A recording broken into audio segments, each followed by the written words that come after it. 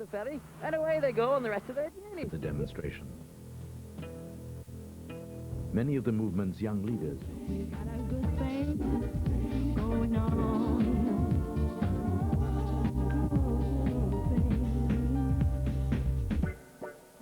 In times of trouble, if you should need me, I'll be there for you. Don't you worry, don't be discouraged. I will stand by you. Always stand by you. I will always stand by you, babe. Always stand. What did you do yesterday then? Life sometimes lets you down. What did you do? On the other hand, you could spice up your life with a little bit of magic. That is so creepy. What would you rather do? See ITV. Just live it. That's all for now, folks. Don't forget, Sabrina takes her new place tomorrow at 5:15. Don't forget we told you so. You'll be sorry when you take a rap. Don't be a sap. We told you so.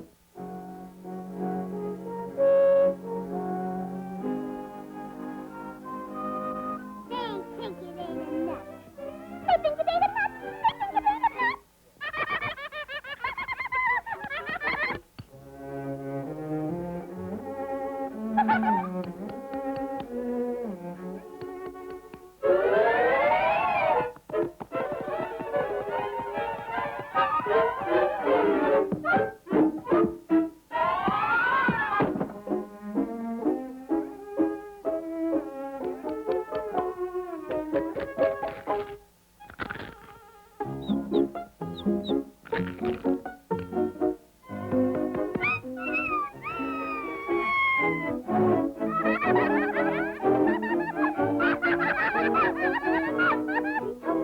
We told you so.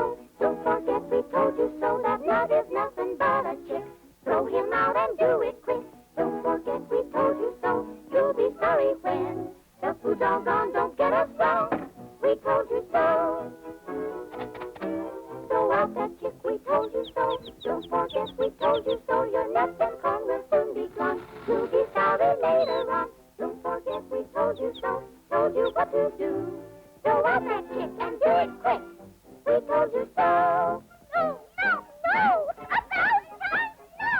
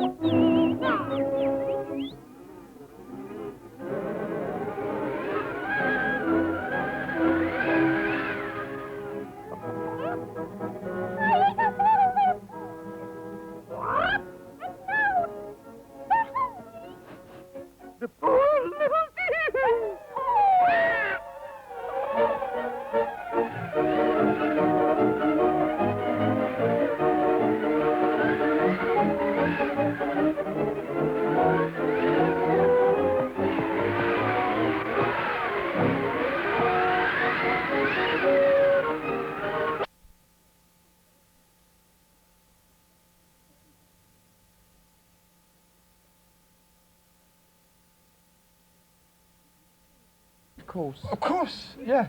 In the olden days. Yeah. Now then, Well, ladies. not too olden. No, I know. Oh, but we are. Now, which one of you is the flirt? Because we know about Grace. We know Grace. We know Grace. Yeah. Oh, you're pointing the finger either side. Do you? She's the flirt. She's the flirt. Tell me She's about the what she flirt. does. Well, she sort of... she's got that twinkle in her eye, So you know. have you. Oh, have I? Oh, yeah. You're looking at my lower lip. Actually.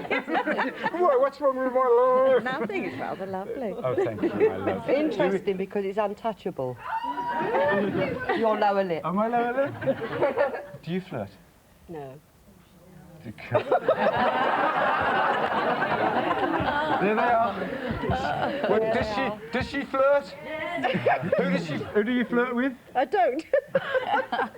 This flirting, right? You heard all the kids talking about, and my friend, I go out for a laugh and a drink, and she takes the drinks off the fellas and then does a scarper. Yeah. But all right, where is that line between flirting, the kind of flirting we might, us three, have just been doing with each other, offering my lower lip to her over there.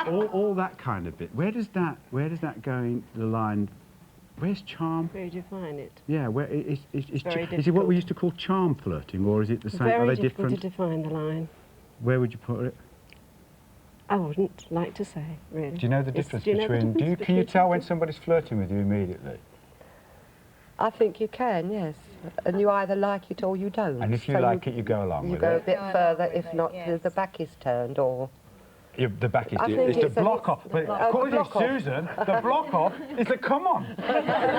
Susan. There's an interesting point here, which is that, yes, we see flirting as the prerogative of the young, because the young are usually out to grab partners and to mate, if you like. And then normally, you go off flirting when you're in your 30s or 40s, but then interestingly, by the time you hit Grace's age, you're sufficiently... Sorry, Grace!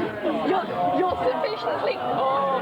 We love you, Grace. We love you. No, I'm going to say something really positive. You're sufficiently confident in yourself and your own attractiveness to show other people that they are attractive to you. Yeah. You're warm, you're outgoing. Well, it's like our ladies, because they're all attractive. attractive, they're all smart, they're all kind of positive about it. So it doesn't have to stop. Great. I think it's great when you go out and people are chatting you up and you're having fun, you're having a great time. I think it's brilliant. Well, you go home and you think, oh, I'm still attractive, even though I've been married for 7 years. I've got a job, but I'm still okay. Isn't it?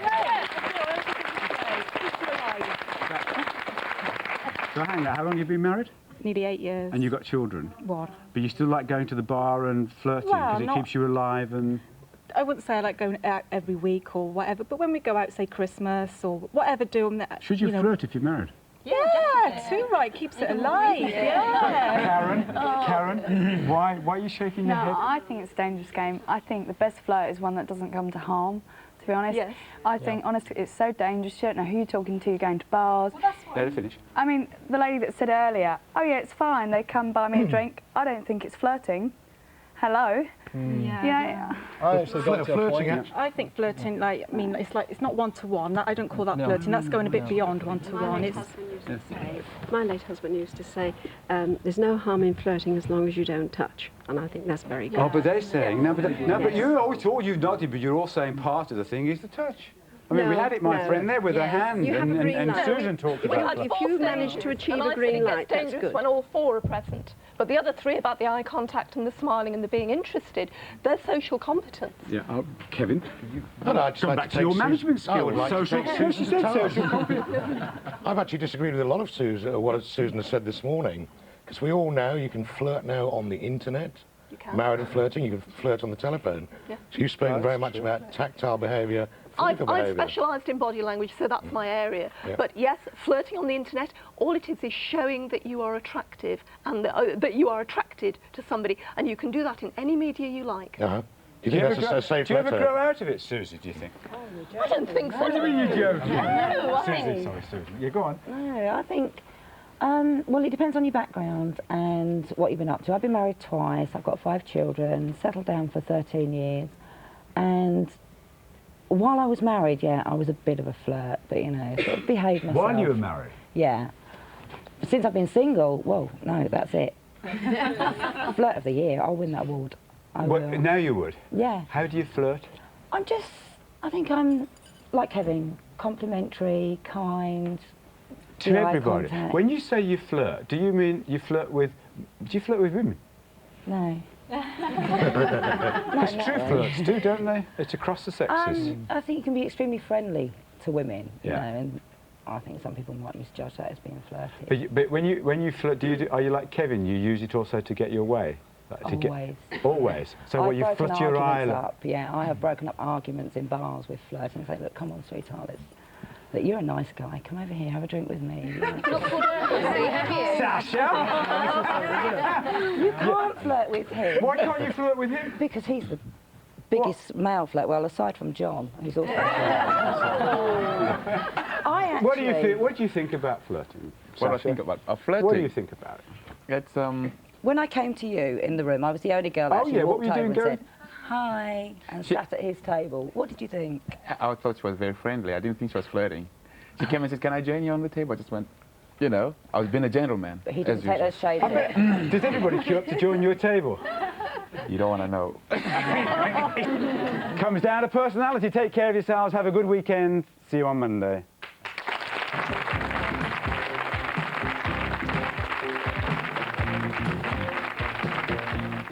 Morning programmes here on BBC One start 5 minutes earlier from Monday, so Kilroy will begin at 9:50.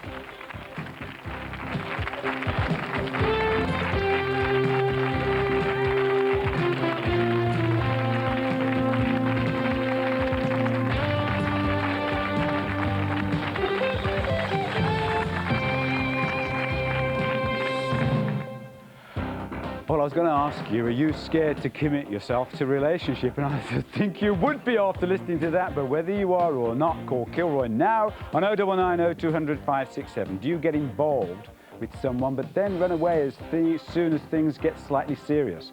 Call us too if you're fed up of having relationships with people who bottle out when it comes to committing themselves.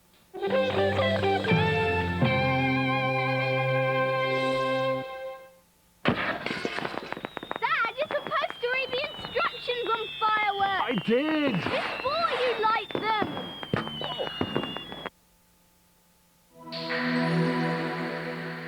Ladies and gentlemen, your time starts the news. There's the kickoff. What a game it's going to be. Just look at that footwork. The manager's talking tactics. Get off, Blakey, get off! He's told them to keep the ball under control. What's this? Davidson arguing with the ref. 6-pointer. Are you mad? Bristol Rovers fighting back. Visit's got the ball. He's going to shoot. Oh, yes, what a save by David Seaman. They think it's all over, but it isn't. Jim Davidson's Generation Game kicks off tomorrow at 6 on BBC One. Now that's magic.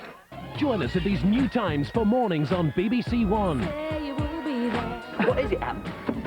I don't really know. It's absolutely fantastic. It's a challenge. What am I supposed to do with the rock show? If I got 2 arms, I'd hug you. It's a really useful guide to life in the 90s. It's brilliant. And it's the key to the real rooms of your dreams. No peeking under the door until the room's finished. Promise? Promise. I'd like them to come in and say, wow. It was fantastic. Oh, wow. Say you'll be there at these new times weekday mornings from Monday on BBC One. I think it would be a great way to relieve frustration. Are your kids pestering you for the latest football strip? There are really useful tips on how to keep them happy and save yourself a fortune this morning at 11:05. And talking of saving money...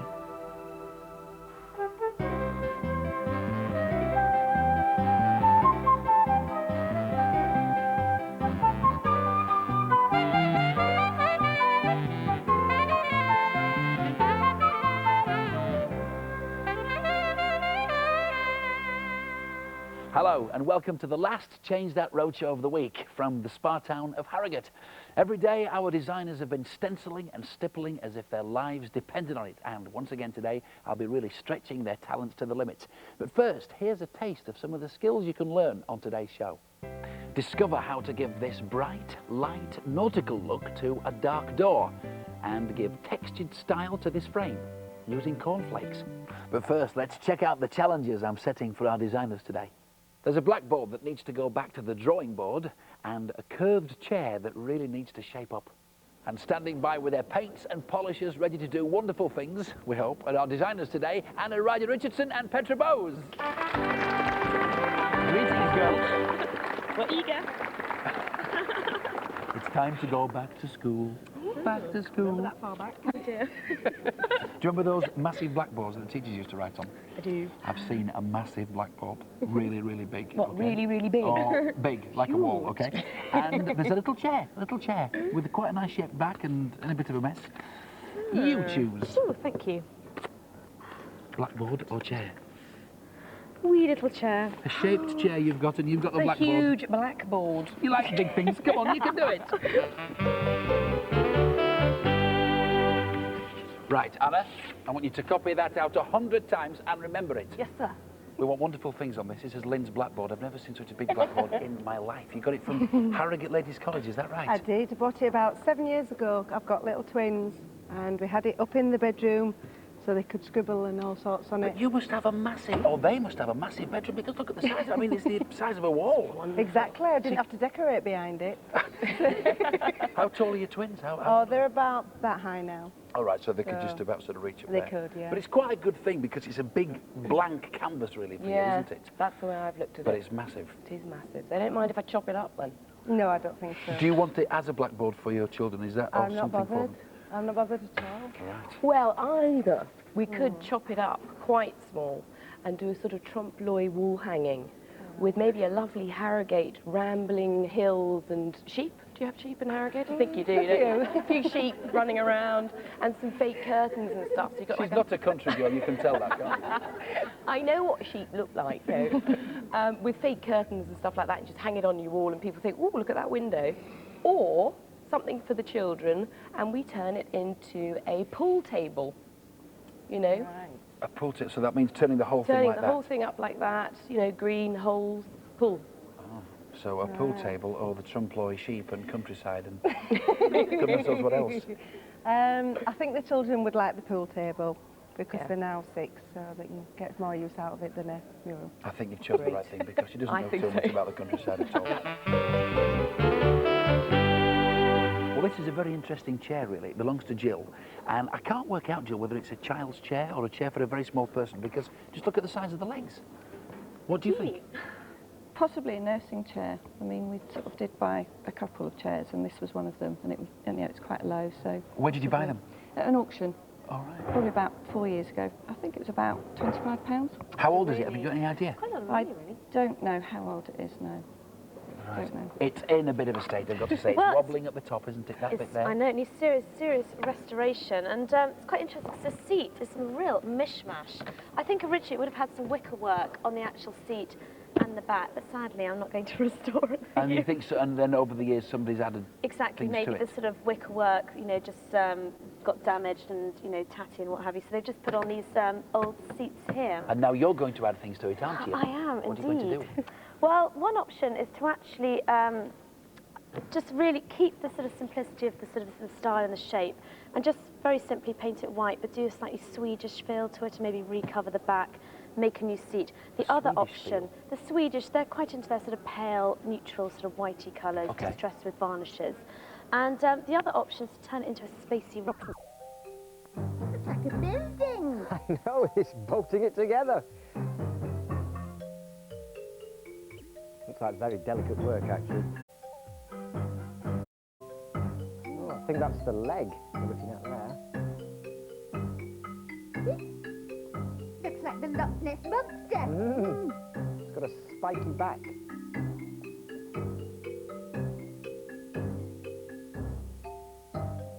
That's his head. Yes, sniffing at the floor. Looks a bit sad. Looks like a dog, doesn't it? Well, I've never seen a dog with a neck as long as Oh, that. yes, you're right. Probably a giraffe. It's a lovely building they've put it in, isn't it? Oh, so that's all that's left of the real dinosaurs. They're skeletons. Yeah, you see, scientists found lots of dinosaur bones buried in the ground, and they dug them up and they stuck them together, and that's how they know what dinosaurs looked like, by looking at their skeletons. Speaking of skeletons, how's your toe, Charlie? Oh, toe? It's completely recovered. Oh! Ah! No, it hasn't. Oh dear. Sit down, will you? Oh, dear. I really me. reckon it could be broken. You know, my friend Emma broke her arm, and she had to go to hospital. isn't she? Oh, yeah. They took a special photograph of her arm with a special camera that could see inside her, and that's how they knew that she'd broken her arm. Oh, I know, yes. An X-ray. Shall I show you what happened, Charlie? In case you have to go to hospital, and then you'll know just what to expect. If you must.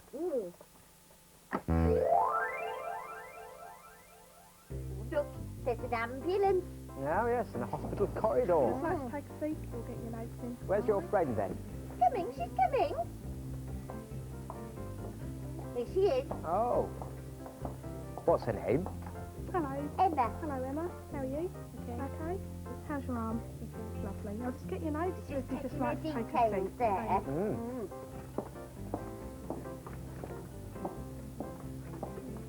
She's going to have a bit of a wait, is she? Not for long. Oh, right. Here's the nurse. Come through then. Will you sit on the chair for me? She's already got a pot on her arm. A what? A pot of plaster. Oh, yes, she's had that for ages. Oh, so she's not just broken her arm now. Oh, no, she's going to get it checked. What you have to do is sit very still for me. All right, and smile when I ask you to. All right, big smile for me. Just going to move the camera That's the over X-ray you. machine. Just setting it up. There we are. Get that in the right place. Okay. Now just have to say cheese when I ask you to. All right.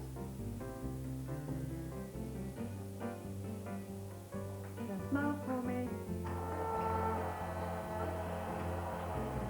And that's the button to make the X-ray.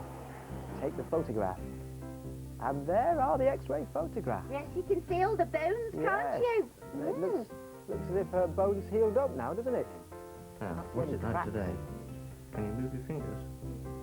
What's he doing? Will you do that for me? Touch your shoulders. Straighten right out. Giving her exercises to do to straighten the arm, because she won't have been using her arm for a while. We'll take that off now, and then I'll see it when it's come off. Okay? Right. I don't want you to do handstands before you come back, that's all. Hello, Emma. Can I take your plaster off? Can you turn your arm over for me? She's got some nice drawings on that plaster, hasn't she? Oh, they're friends. Put their names on it. We're going to put it off. All right, today's the day the plaster comes off. Is your arm all better now? Oh, is that difficult, Emma? No, that's not difficult, is it? Here we are then. Just going to cut it.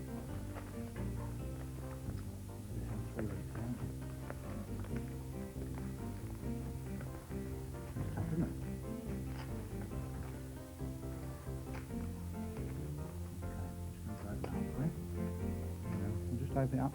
Is your arm still in here? Is it in here? Yeah? There we are. Cut the padding. It's nearly all off now, isn't it? Yes. She'll be able to move her hands and everything. Look. Yeah, is that better? What does that feel like, Emma? Feels really she can move it all around. It's a bit cold as well. And what's the first thing you're going to do when you get home? Give it a really good scrub. Oh yes, I bet it itches down there, doesn't it? Charlie, I wonder if you'll have to have your toe set in plaster. No. Or even your leg, or even your whole body. Why, it's all right. I think it's feeling a bit better. It really is, you know. All right then. Hello. Hello, Peggy. Wife. Hello, Charlie. How are you? Oh, Peggy. What? Charlie has broken his toe. Now, listen, we don't actually know that it's broken, do we? Broken your toe? Oh no, poor Charlie. You should go to the hospital and have an X-ray. Oh yes, that's what I think. It's not broken, it's just a bit bruised, and it's nearly better. Look. Oh, no, it isn't. Oh, dear. You sit and rest, Charlie. We'll All do right. all the jobs, won't we, wife? Yes, we can. Right. So what have we got to do then? What do you know? I don't know. I've been so busy looking after Charlie, I've forgotten to listen to my messages. Hello, wife. Hello, Charlie. It's Poppy here. Do you know how to make a puppet that can dance? I'll pop by later. Bye. Bye. A puppet that can dance? Oh, I don't know. Do you know, Peggy? No, I don't. Well, I do. But Charlie, you're right, so long as I don't try and walk around, aren't I? Now look, we can make a puppet like this that dances. Now, why would you be so kind as to fetch me some bits of coloured cards? Of course, Charlie. Peggy, will you fetch me some paper fasteners? All right, and what's the ones? And I'll just clear a bit of space up here. There we go. Now, going to make a friend for this puppet. Yes. Can you see how this puppet works? It's jointed. It's made up of lots of separate bits. There's an elbow, and there's a wrist. It's a bit like a skeleton, really. Yeah. Got a head, shoulders, knees, and toes. Could sing that song, couldn't we? Heads and shoulders, knees and toes, knees and toes. Heads and shoulders, knees and toes, and eyes and ears and mouth and nose. Heads and shoulders, knees and toes, Think I'll have a go at that. Heads, oh, my toe. Oh, dear. Will you sit down, please? Yes. Oh, the minute your back's turned, he's on his feet. I think we've got all the things we need to make the puppet. Thank you, Peggy. Break time. Oh, yes, I think you've already had your break time, haven't you, Charlie? Not broken, just bruised. Charlie. What? Would you like a nice mug of tea? Oh, I'd love a mug of tea, yes, please. 2 sugars. I know, Charlie. What? As you're so poorly, Yes. I'll ask the Whitech to entertain us for our break time today. Now, what would you like? I think I'd like a song. Yeah, a song really cheers me up. A song? Here we go, then. Every bone in your body is joined by another bone. Every single bone has a friend of its own. From the top of your head to the tip of your toes, every bone joins another bone. That's the way it goes. If we didn't have any bones in our body, it would be hard walking around. If we didn't have any bones in our body, we'd all fall down. Every bone in your body is joined by another bone. Every single bone has a friend of its own. From the top of your head to the tip of your toes, every bone joins another bone. That's the way it goes. Ha! Very good. Thank you, Whitech. Oh, I like that skeleton. That's what you look like inside, Charlie. Yeah, I suppose it is, Peggy. Yeah, that's a lovely mug of tea. Oh, good. You know, I'm feeling better by the minute. Hello! Oh, hello. Hello, it's me. Hello, Poppy. Charlie? Yes. Why's your leg sticking up in the air like that? Oh, that's because he's broken his toe. Oh, don't peck it. Oh. Sorry, Charlie. Oh, dear. Oh, poor Charlie. You should go to the hospital. I don't think it's broke. It's just bruised. Oh, but my Auntie Daisy in Australia, she broke her leg and she couldn't walk for weeks. Yes, and when my friend Emma broke her arm, she had to have it second class. And my cousin Jane... Yes, thank you very much. You're all doing a very good job of looking after me, but I think we ought to get on with some work, don't you? Oh, right. Have you found out how to make a puppet that can dance yet? Oh, Charlie can make one, can't you, Charlie? Yes. Now, look, I've cut all the pieces of card out here to make the shapes of the body, and I've put some holes in. So now I'm going to fix the leg together. Well, how are you going to do that? With these paper fasteners, look. Oh, you have to be careful with those, Charlie, don't you? Just open it up like that, and there. That's a knee joint. Oh, yeah. Now, I'm going to fix this leg to the body by putting another hole in. Oh. Like that. And put a fastener through there, into the body. Just open it up. And there we are. There's a body with a leg, a dancing leg. Charlie? Yes. It's going to take you all day to make that. Yes, I know. I was wondering, actually, why, if, as a great favour, we could put all the bits into the Whitech, and the Whitech could put them all together. Oh, I'm sure it could. All right. Off you go then, Charlie. Here we go. Into the Whitech. Goodness me. As if by magic. There we are. Oh, look. Oh, Charlie. Brilliant. All the different parts of its body move. Yes. I'll tell you what. What? Shall I play some music? Oh, and we go can on, all dance with the puppet. Oh, yes. Now, you'll have to watch, I'm afraid, Charlie. All right. I'll Here sit we this go one then. out.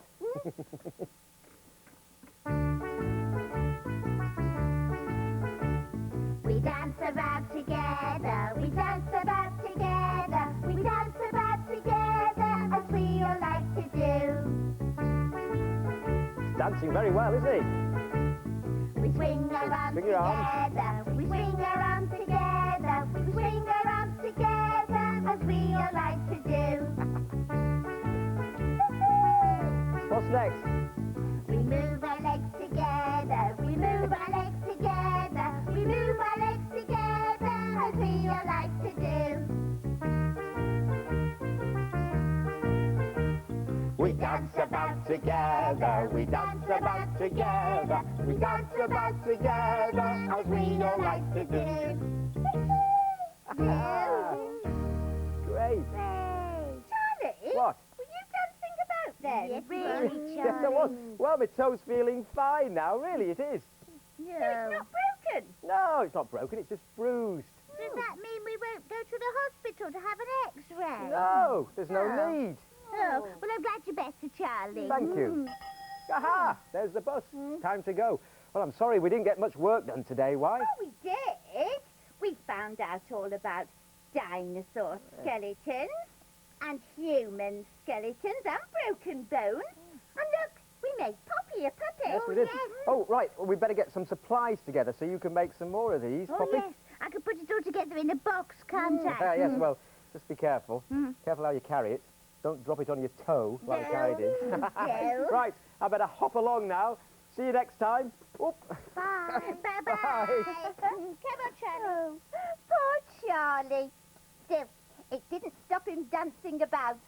I expect he'll be as bright as rain the next time you see him. Bye-bye.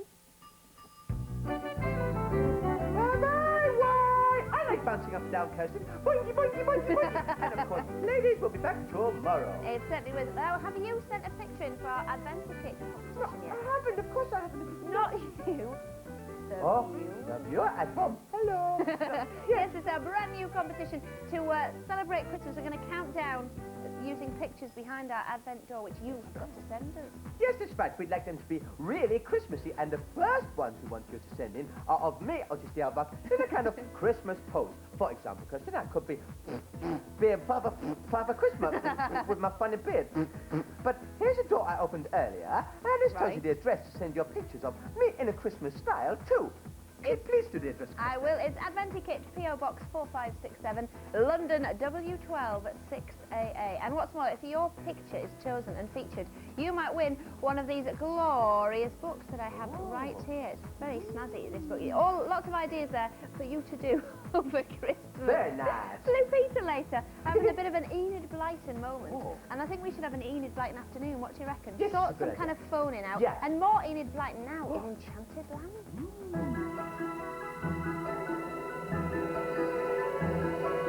Come with us on a journey to a faraway dream. It has so many secrets to show you and me.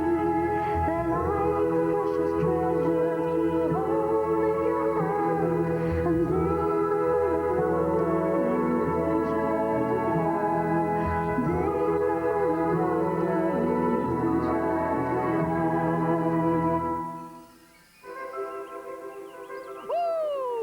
Scrub out the dirt and we scrub in the white, scrubbing all day long and far into the night.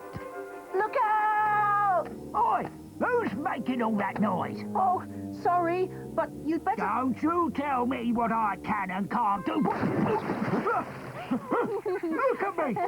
I'm all wet! Yes, you are. It's no laughing matter, young lady. I should go and dry yourself if I were you. You might catch cold. Come on, you two. You... what? You just... Come back here! I haven't finished with you yet. There you are. I've been waiting for you.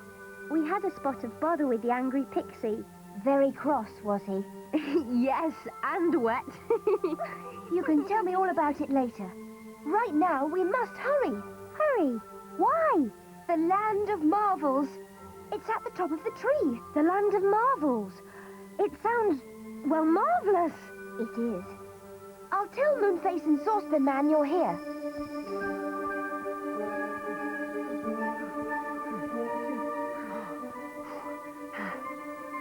The Land of Marvels. I remember it well. A bell? Yes, I can hear it too. That's not a bell. It's your pans.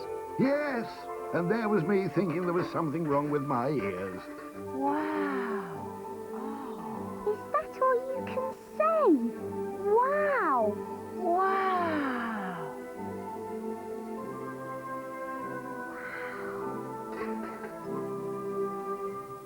Oh. Look, the singing tree.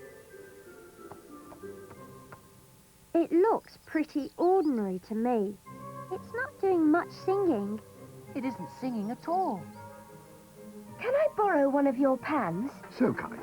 Would you like my autograph? What?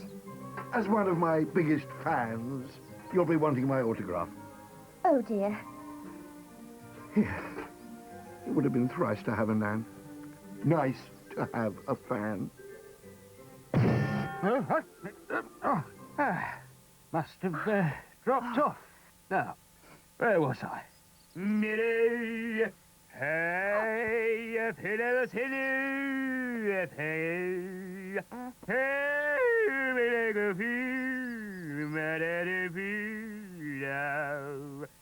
That's awful.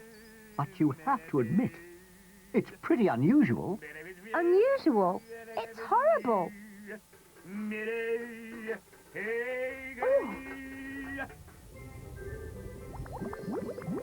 Oh, look. Where'd that come from? The volcano must be erupting. Volcano? Over there. Now that is marvellous. It's beautiful. It's... Now there's a first.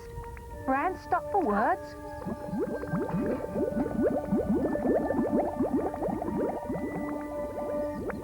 Look, everyone, the hole in the clouds. It's closing. Quick. Too late. What do we do now? Panic? No. Panicking never did any good. A waste of energy. I wonder where that leads to. I wonder. Wonder what? It might possibly be our way out. If it leads up to the next land to visit the tree... Why don't we go and find out? Yes! Be careful. It's a really, really long way up there. I wonder what this is.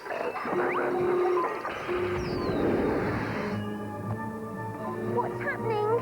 The ladder. Did I do that? Oh dear. Oh, look what you've done. A bun? How can you think of food at a time like this? Moonface! Joe! Look out! What? You know what you were saying earlier about panicking? And you said it never did any good? Yes. Well, I think I've changed my mind. Help! Oh, panic!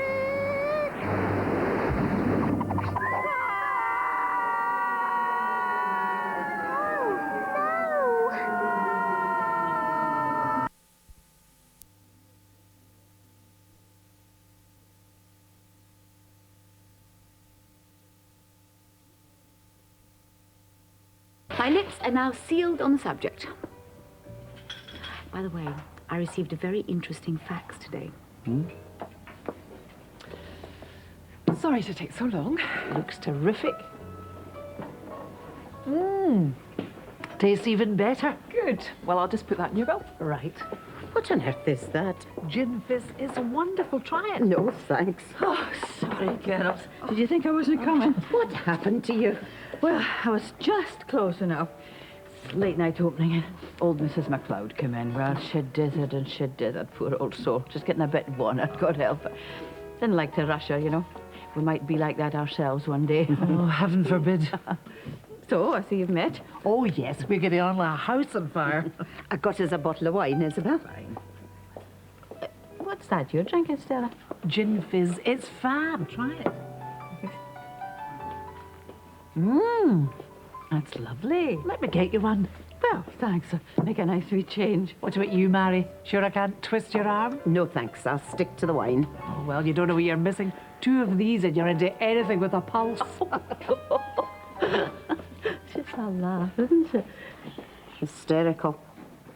I'm not sure about this drive to attract tourists. They're trouble half the time. Oh, I don't mean all of them, of course, but well, a lot of them have no respect for the countryside.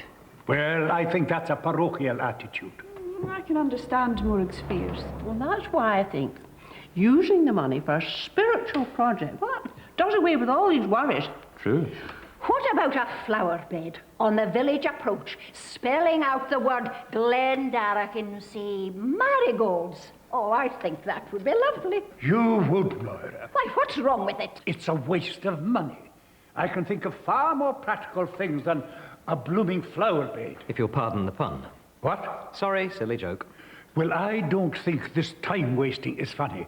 I have better things to do than sit here and listen to all this dribble about marigold beds and prayer gardens. Oh, because we didn't like your idea. There's no need to be so offensive, Ranald. Well, I am not going to stay and be spoken to like that. Please, can we have a bit of order? You're the one who let this farce carry on.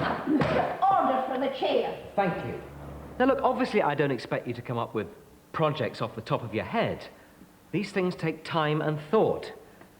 Now, if any of you come up with any concrete ideas, stick them down on a piece of paper and we can decide which is the best one at the next meeting. It'll be like a little competition, so get your thinking caps on. Right, so if that's all the competent business, then this meeting is adjourned. I couldn't believe it. That sledding is something else. I thought arm wrestling only happened amongst Canadian lumberjacks. Oh, I don't think there's much love lost between the pair of them. You should have seen them, Mary. It was wonderful. I thoroughly enjoyed it. What a rubbish I could have filled the pair of them. I'll bet you could. Still, it was great fun. If you like that kind of thing. Romania. It's a wonderful opportunity. I'd jump on it if I had your skills and expertise. I can't. Why not? Because I have an estate to run. The state will be there long after you're pushing up the daisies. Now, you've only got one life. Now, go for it. Are you trying to get rid of me? What do you think, eh? Look, I see it as a marvellous opportunity for all the reasons you said. Now, don't let the estate stand in your way. Anyway, I can be here to help you in any way you want. Now, think about it. I am. Thank you. I just want what makes you happy. I know you really want to do this. Oh, there are just so many obstacles. Let's talk about them. See if we can overcome them. First of all, what have you told this guy? Nothing. I haven't replied. I wanted time to think it over. Right. Let's do some serious thinking then, eh? So, how did the meeting go then? A bit shambolic. Some of them behave like kids. These things seem to attract petty minds. Folk with nothing better to do with themselves. Thanks a bunch. Well, not you. You're the voice of reason. Aye. Did it go all right tonight? Yes. Eventually. Good.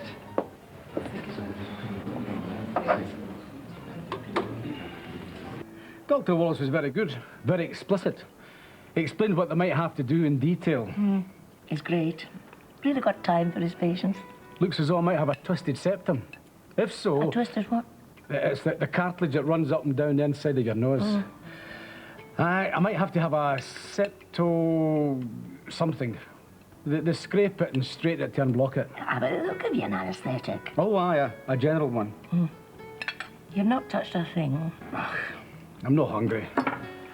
Jockey, you've no idea what this means to me. Maybe it does sound unpleasant, but it'll be worth it in the end. I hope so. Sounds dreadful.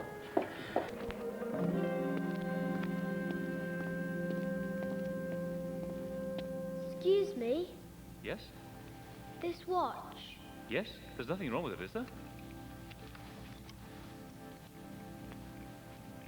Seems okay to me. Yes. Yes, it's lovely.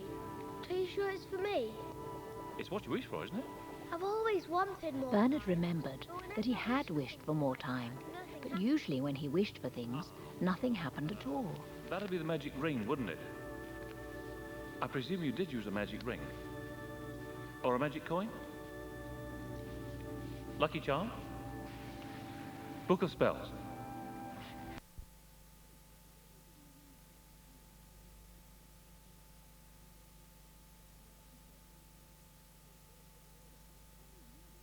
You've no idea what kind of day I've had. I keep expecting the police to knock on my door any minute. Well, maybe you should have thought of that. What?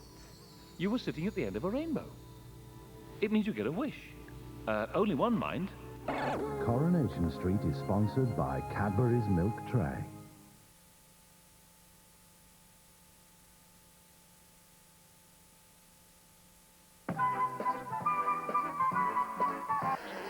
Now that I've got your attention, I'd like to tell you about an amazing trailer I was going to make. First, I'd hit you with a thumping jungle beat. Then I'd use visual effects with non-stop sell, and I'd make metaphors about football telling you everything you already know. And then I thought, why bother? Watch Newcastle on Wednesday and Manchester United on Thursday. And now a message from our sponsors.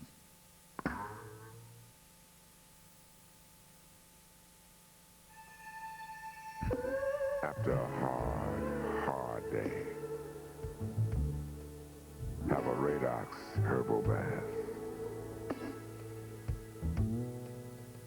with a secret blend of 13 herbs. Unknot your muscles, unwind your mind, relax, and let off a little steam. Make someone's Christmas extra special with a box of Thornton's Special Toffee. Thornton's, chocolate heaven since 1911.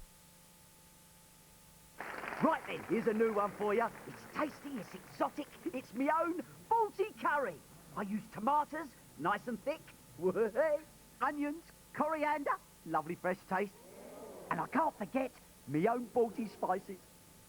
Aha, that's interesting. Tasty too, mate. Interesting because only Home Pride's new Balti curry sauce makes such an exciting meal. Oh, rumbled again. Trust Home Pride to make Balti brilliant. This year, what was dead shall be reborn. Alien Resurrection. Flora Buttery has polyunsaturates which can actually help reduce your cholesterol level. Yet Buttery's delicious taste immediately took me back. Back to a golden childhood, a carefree time, living amongst honest country folk. Yes, a golden childhood indeed. It wasn't mine, though. I grew up in a country estate in Greenock. Flora Buttery. It's Flora, but buttery.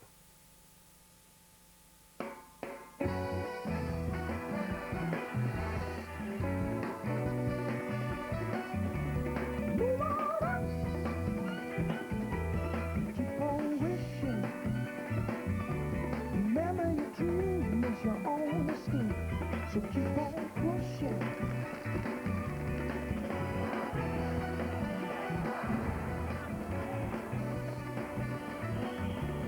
Move on. Oh, child, just move on. Things just got better. The new Citroën Zara. Look beyond the obvious.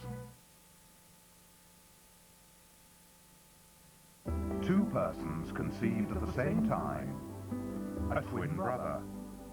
There was no way we could define where Robert began and ended or where I began and ended, nor did we want to. Either of two persons that are very similar or identical. Award-winning director Anthony Thomas uses the twin phenomenon to explore human behavior. Twins, The Divided Self, soon on Yorkshire.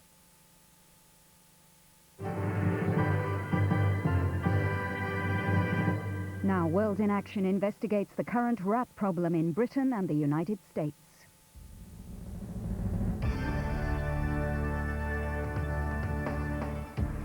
Rat catchers, hard at work. Rat old earth. But is the world's worst pest out of control?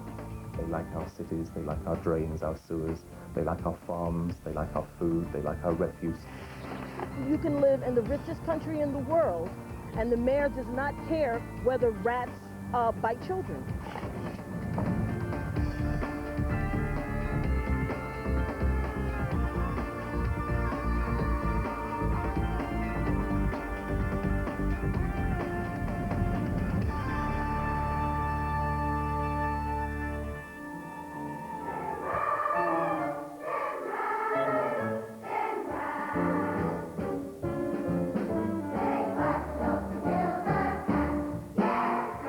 Everybody knows the legend of the Pied Piper of Hamelin, who cleared the streets of rats and then children.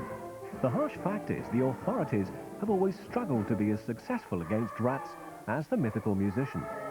We put down a trap, they'll avoid the trap. We put down a new poison, we add poison to bait, they'll avoid it. A female rat, once she's mature, can have a litter of an average of 8 every 3 or 4 weeks. So she's essentially a breeding machine. One pair can end up as 2,000 in a year. One can soon imagine that with that breeding rate, how many millions there already are in the country. The increasing rat threat was highlighted in a study of the rat population published in 1995.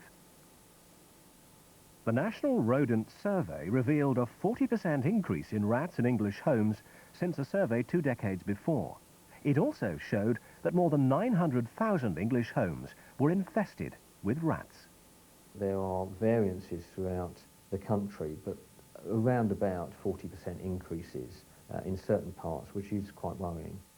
Since we published the national survey, there have been other anecdotal and smaller surveys carried out about increasing numbers of complaints in particular areas of the country, mainly the large urban centres.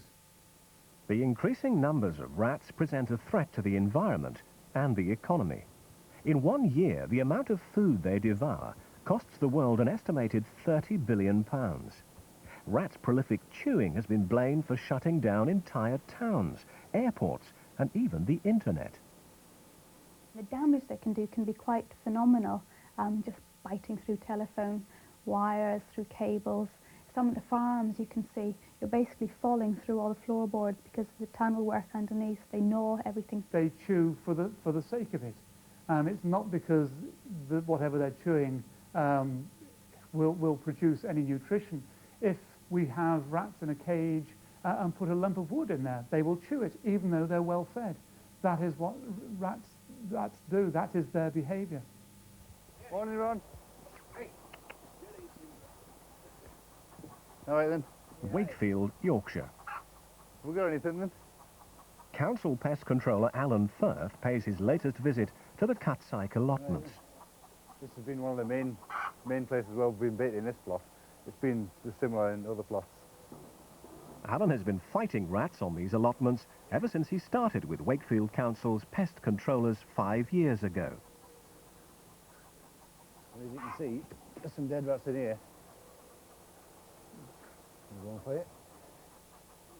Well, all year through, really, but we get it worse at this time of year. You know, all year through, there's rats about here all the time. And even I live in the estate here, and I've even had them in yards up here. You know, they get into buildings. So we're getting them all the time, all the time. I was a bit with them when I was a lad, and I've never liked them since. I went ratting as a lad, and one got my finger up thick parted, and it wouldn't let go, and I'm checking it. That dog had to jump up and kill it, because I couldn't get it off my finger, and that's how I ate them. I did test them. What's it like being a rat catcher? What's it like? Well, it's not so much a rat catcher anymore now. It's more of a rodent control officer. Is rat catcher a bit of a swear word? It's an old term, isn't it? It doesn't happen anymore. You don't actually go out and physically catch them. Now and again you'll see something running about, but it's usually just out the corner of your eye. It's not so much a hopeless case. We keep it in hand because it's all about control. It would get out of hand if we weren't here. What's that there? Poison down there, eh? That control may be more difficult for Alan and his colleagues to achieve after their department is cut back in the new year through privatisation. There are stark lessons elsewhere about the consequences of cutting back on pest control.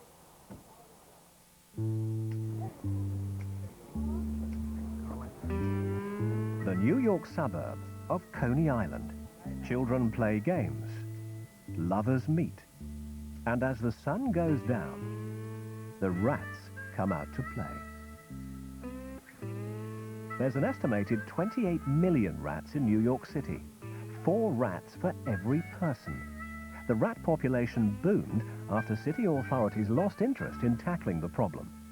Rats have become something of an obsession for New Yorkers. So infamous that journalist Kate Arthur writes a weekly column about them for New York Magazine. Yorkers, I think, are obsessed with rats just because everyone comes into contact with them at one time or another. It's like an urban legend or an urban myth that actually isn't a myth or a legend. Like, you hear about rats crawling up through toilets, and then you know someone who a rat has crawled up in their toilet, and it's just the most horrifying yet titillating thing there is. I lived on a block where they were overrunning the entire area, and just looking out of one of our windows onto the courtyard, they would be running around 24 hours a day. You know, our cats couldn't believe that this was happening. The cats don't play over here. The stray cats in the neighborhood, they don't come anywhere over here because the rats kick the cats behind. I've seen that happen. This big, and he was about that fat, and he ran through here. They're getting bigger. Have you seen rats around here? Yeah, I've seen them. How big are they? Like this. They're about this big.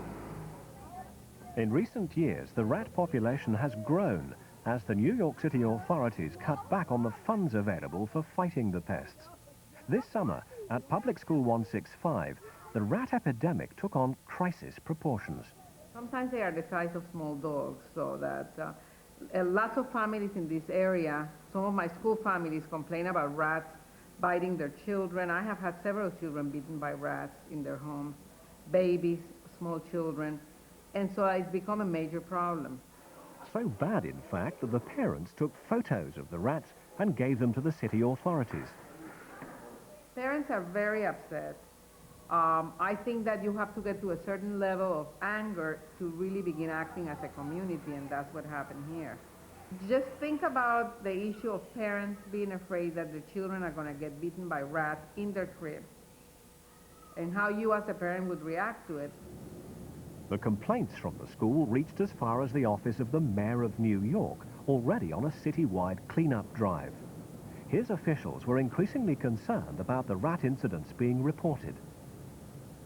Rats tend to attack the most vulnerable, and very often babies will be put to sleep with a bottle, and they'll have food on their faces, on their hands, on their sheets, and the rats will come in and unfortunately quite frequently bite the babies. New York authorities were under special pressure to act, having cut the rodent control department in previous years. But making up for the years of neglect is no easy task in New York, a city that presents particular problems for pest controllers. New York is a shipping center. We get the whole host, but it is primarily the Norway rat, which takes advantage of, again, as I said, all the things the city has to offer. You know, raw garbage, shelter, and that's what they need. Food, water, and shelter, which there is an abundance of in New York City. And sometimes inadequate treatment programs to get rid of them. One thing that I've learned about rats over the years is they do everything that the book says they can do, and then everything that the book says that they can't do. They swim. They climb. They will jump. I mean, there are buildings in New York where they've had rats for 20, 30 years. Gil Bloom has himself been fighting rats for 20 years, but sometimes finds the old ways can still be the best. One of the first lines of defense are mechanical traps. These are the old style snap traps that are always popular. The advantage is that they do work, and they are effective. My favorite thing is this item here called a rat guard, which is designed to be placed in a toilet. So the refuse goes out and washes down the sewer line, but a rat trying to come in is blocked and has to either turn back or be drowned. Certainly never the time you want to face a rat.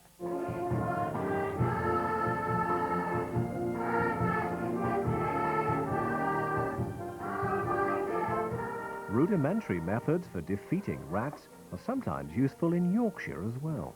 Yeah, look, see it.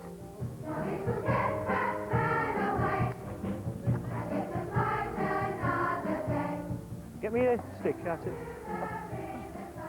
Where's it gone? But even tried and tested techniques involving sticks can't always deal with elusive rats, which can run faster than the fastest human. They'd have escaped down one of them many holes. The rat has disappeared down one of many holes leading to the sewers. How often do you use the old stick then? Seems like it's had a few done a few rounds? Yeah, so well, I've used it once or twice, you know, but... You've got to be a bit of a good shot to be a rodent controller. Well, you have, yeah. You have, yes. You've got to be pretty quick. Good reactions, quick reactions, like, you know. An old lady went out with a rat in a dustbin. She greeted me on the entrance and showed me where it is. So of course we have to dispatch with it with a spoon. So the old lady had a walking stick with it, and this rat was trying to jump out of the bin, and she raised the walking stick, and instead of hitting the rat, she hit me on the head. And it's very difficult to actually kill the rats with say a broom handle. So we'd rather shoot them. It sounds a bit crude, like get like you say, a broom, innit, or a spoon, or a shoe, like. But when you're faced, like, and it's there, and you can't put poison down when it's there staring at you trying to get out. You've got to whack it.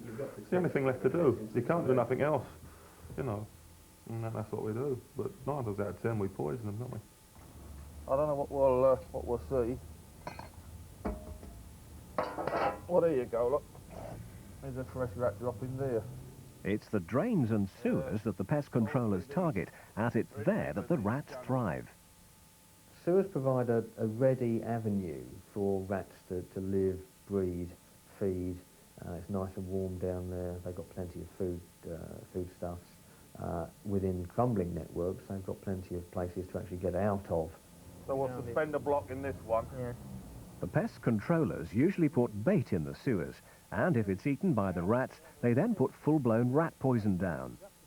But in some parts of the country, rat populations have grown, as this frontline task of sewer baiting has been badly organised. A Surrey University survey about rat infestations showed that 50% of councils surveyed thought rat infestations are increasing. Councils believe that the most common reason was lack of sewer baiting. There was a wide variation in practices and confusion among councils and water companies about who was responsible. There was lack of sewer baiting on the part of the water companies, but it also seems that as a result of further interviews and further work, that is often down to confusion and lack of communication between local authorities and the water companies.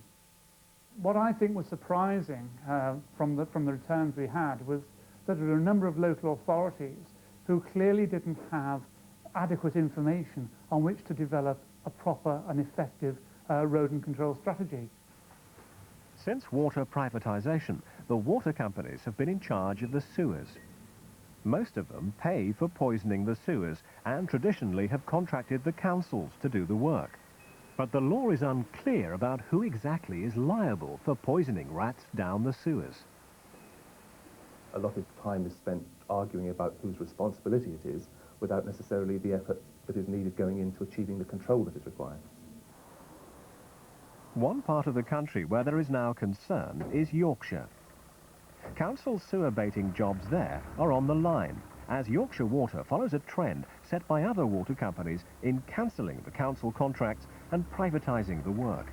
Yorkshire Water had caused a furore among some councils when in 1995 it slashed its baiting budgets by almost a third.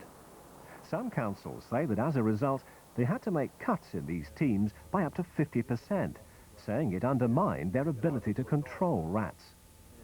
We reduced it because 7 of them were spending in unit cost terms way above the spend of the other 14.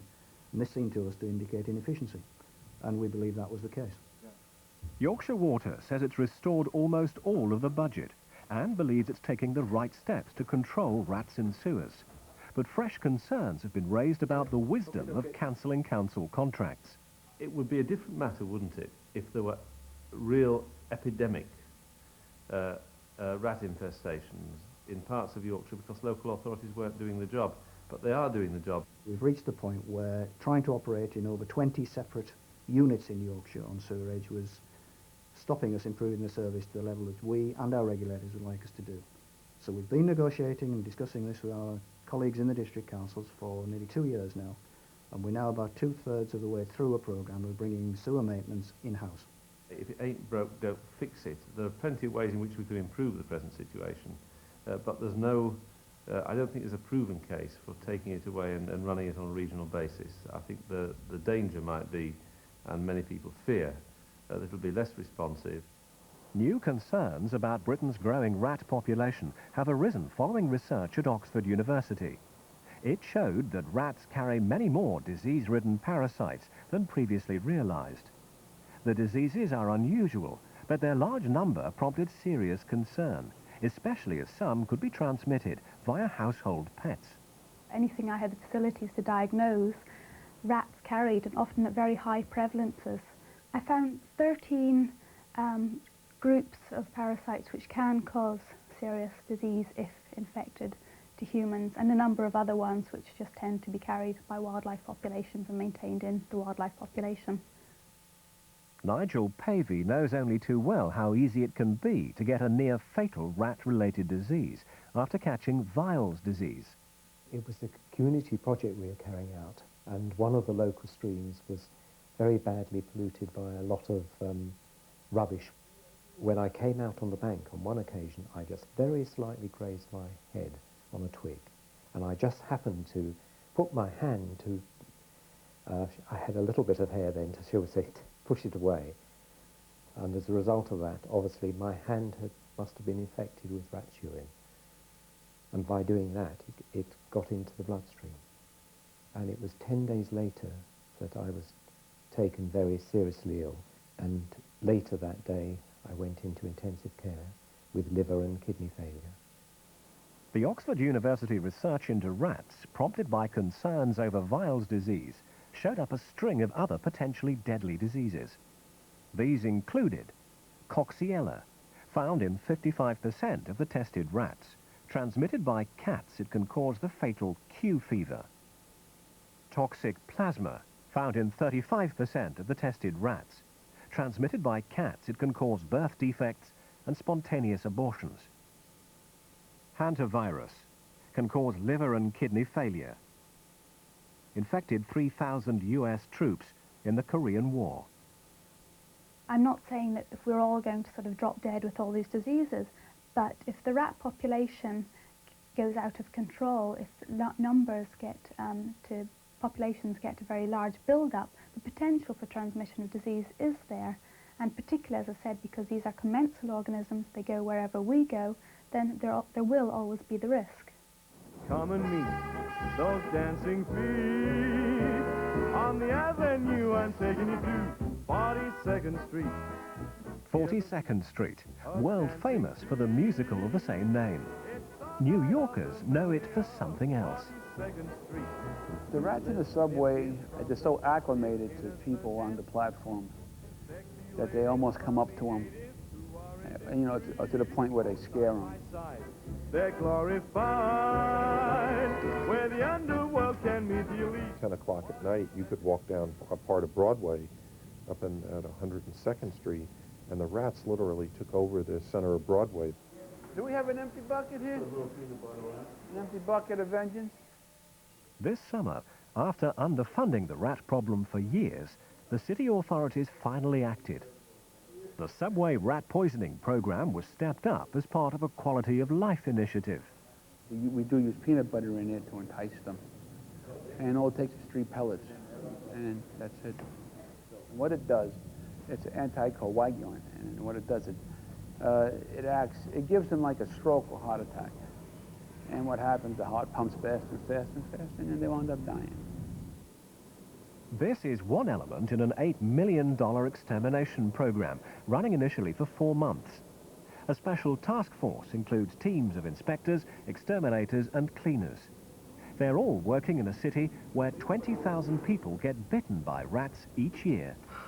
In essence, I think New York is conducting an all-out war on rats.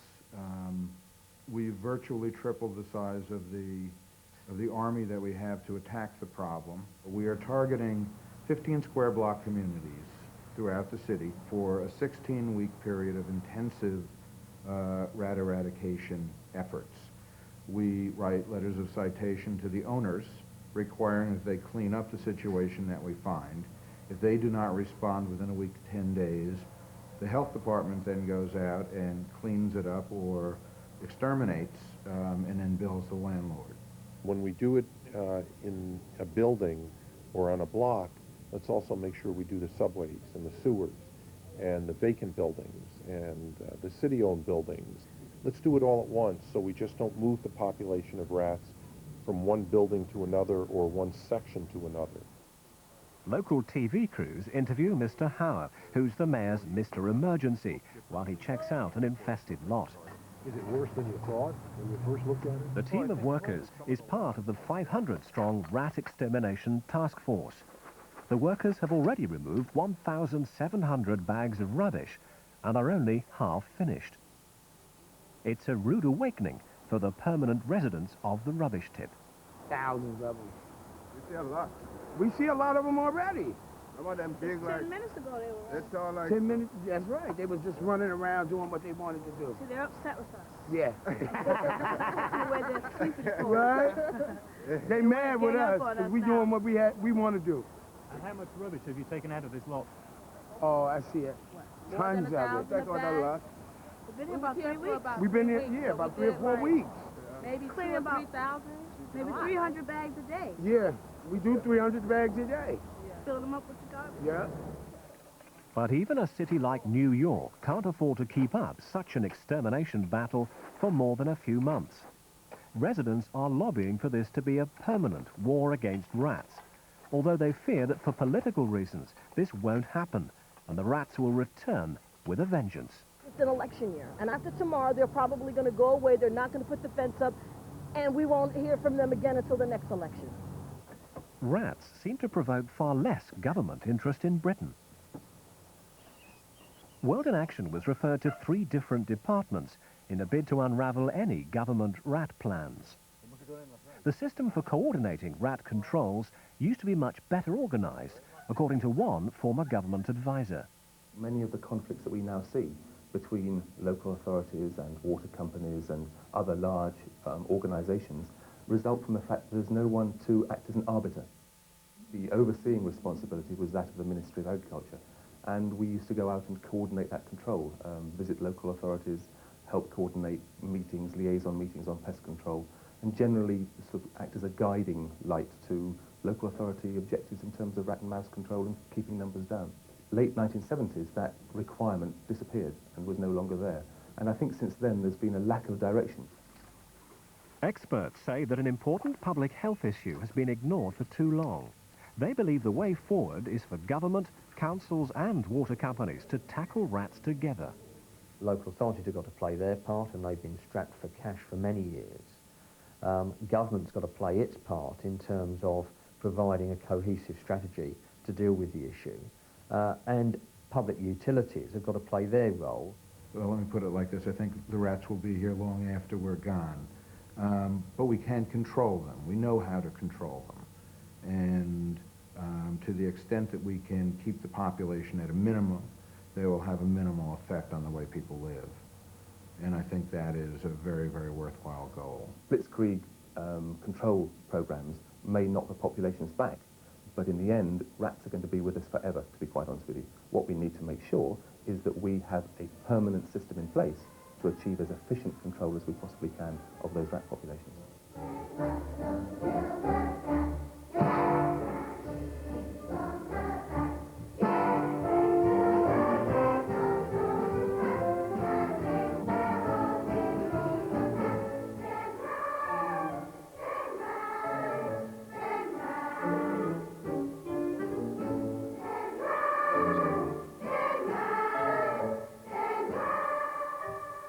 More contestants try to avoid the hotspots in Michael Barrymore's Strike It Rich next. The police have a new weapon in fighting crime.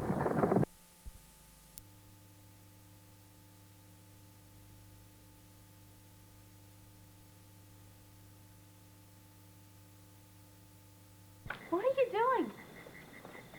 Joey, what are you doing? Just sitting here by yourself? Trying to get warm. Hey, you look awful.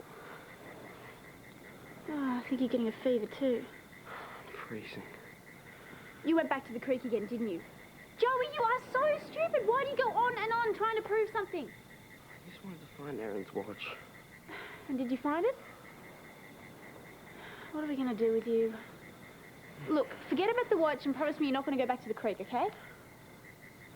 Now, I'm going to make you a hot chocolate and you're going to have a hot shower and put some warm clothes on. All right? Come on.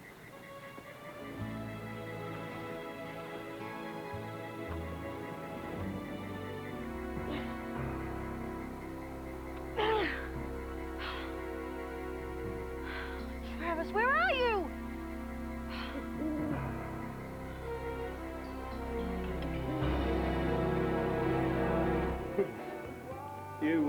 You going home and Don, fairly soon, huh? Don? Oh, sorry. I was just thinking. Well, I was just thinking. You know, I've got a wife and daughter that I love, a home. I may not make friends too easily, but I do have a few good friends here in Summer Bay. And then there's my work. You know, it's important. It may not always be rewarding, but and my health is really good. What more could a man ask? Huh? You took the words right out of my mouth. Look, can I use the phone? Yeah, be my guest. Marilyn might be worried. Yeah, she might. You're back early. Where's Beck? Yeah, I was hoping someone could tell me. I just found a car parked out near 5 Mile. One flat tire, the car jacked up, and no sign of her. She hasn't been in here. She'll be all right. She's a good girl. Yeah, she's probably headed straight over to the boss house, man. It's only a half a K from there. Yeah, maybe. Alf, can I borrow your phone? Yeah, join the queue. Marilyn, now, you don't have to come and pick me up.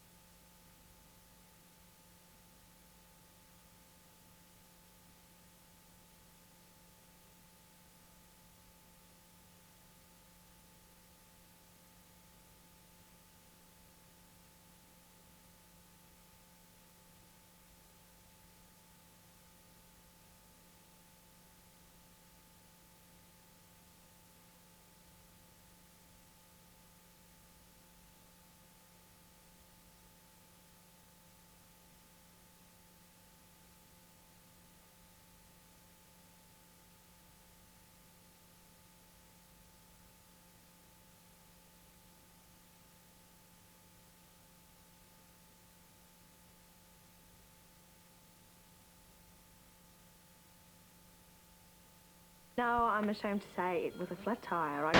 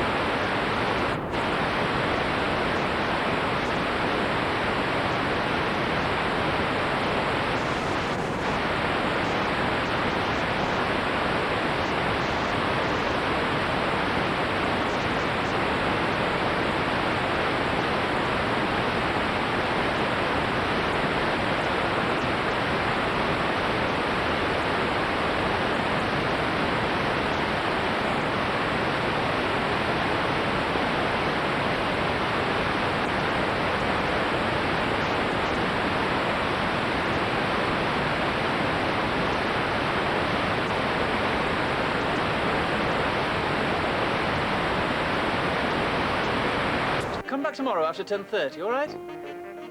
Bye. I want a woman!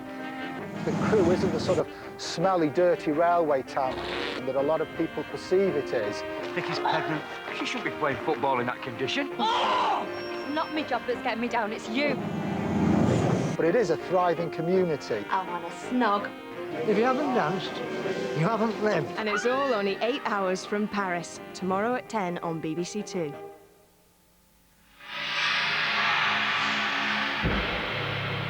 Tennis now on BBC Two. Sue Barker has the latest from Telford.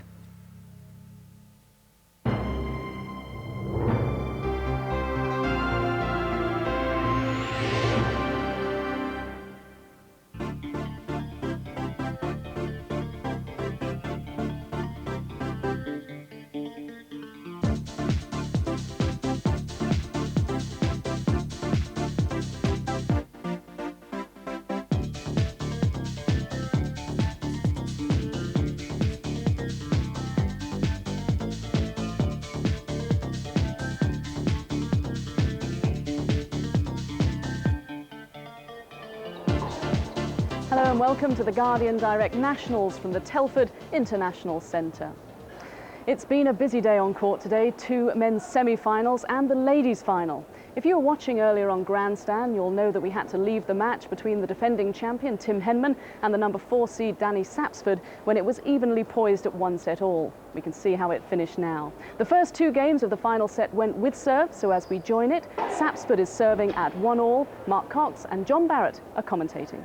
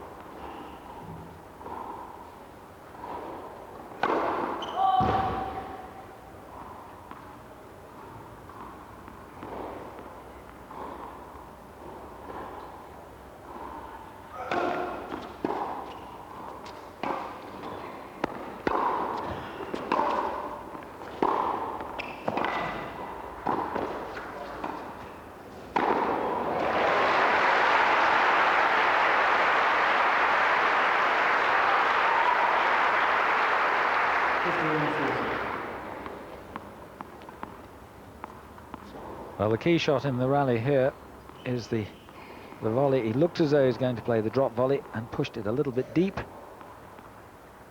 catching Sapsford unawares. 15-40.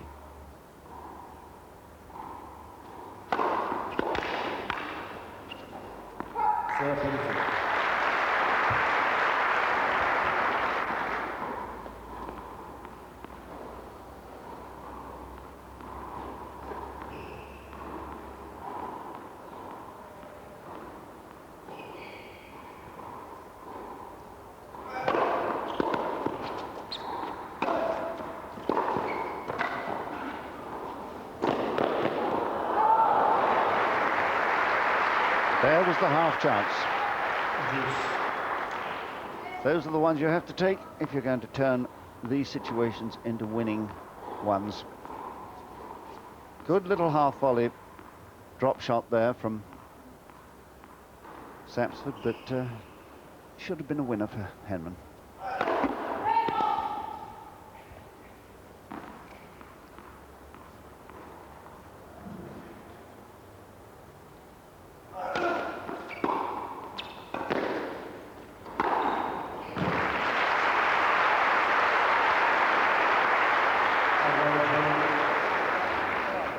Beginning to become more and more effective now.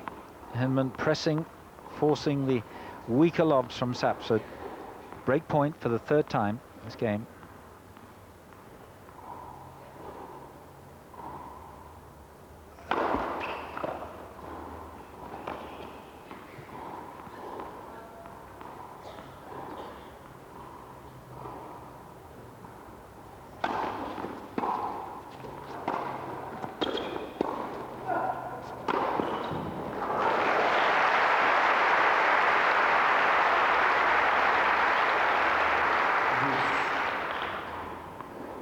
Just not able to get those breaks when he wants them. An impressive movement here by Sapsford. He has to recoil very, very quickly, reach up into the air to get that smash away.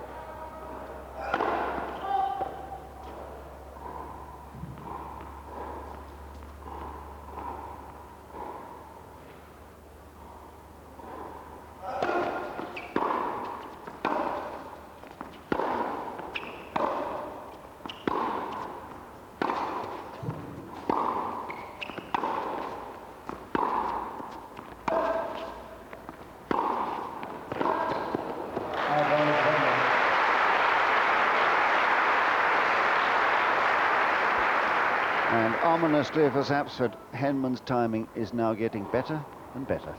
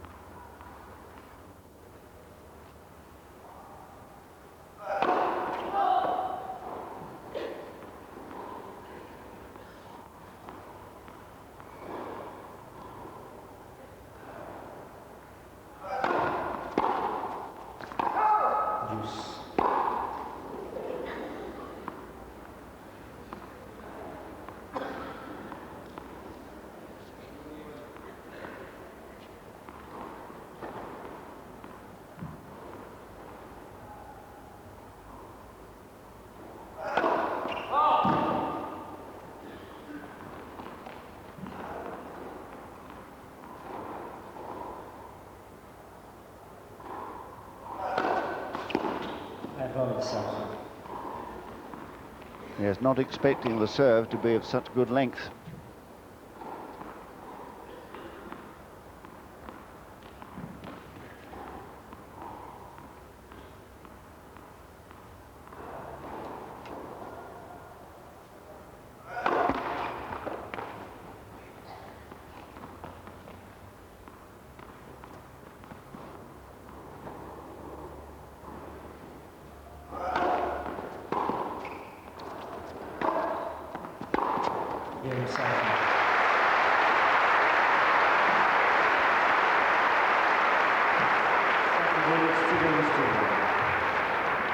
Well, he did well there, Sapsford, because it looked as if Henman, to me, had collared him.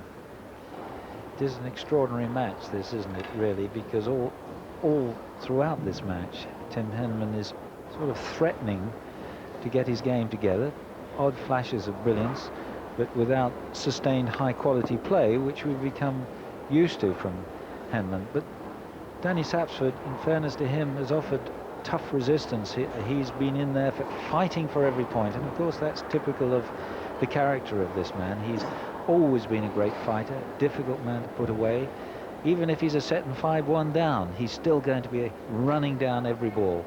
And full marks in that last game, because that's exactly what he did. He saved 4 break points and managed to keep his nose in front, and that's his task in this match. He's got to try to keep his nose in front and hope at the tail end of this set he can get a break to secure the match.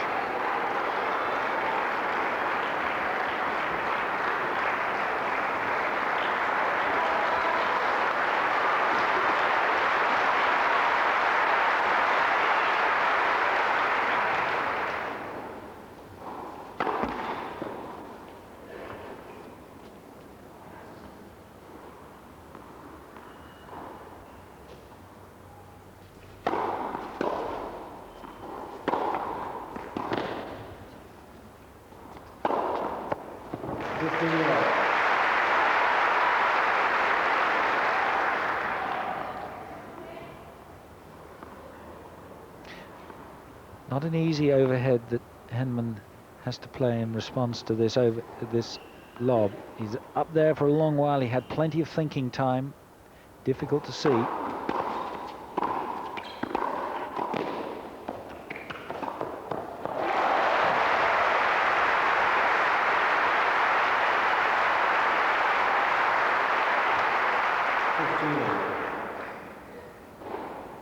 Well, effort rewarded again. Danny Sapsford, look how quickly he moves. Good anticipation.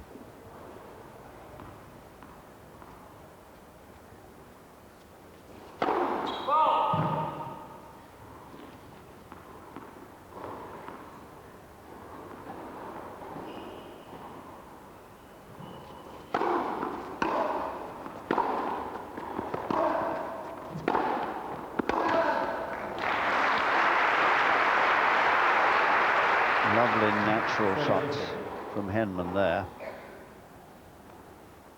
Taking the ball very, very early.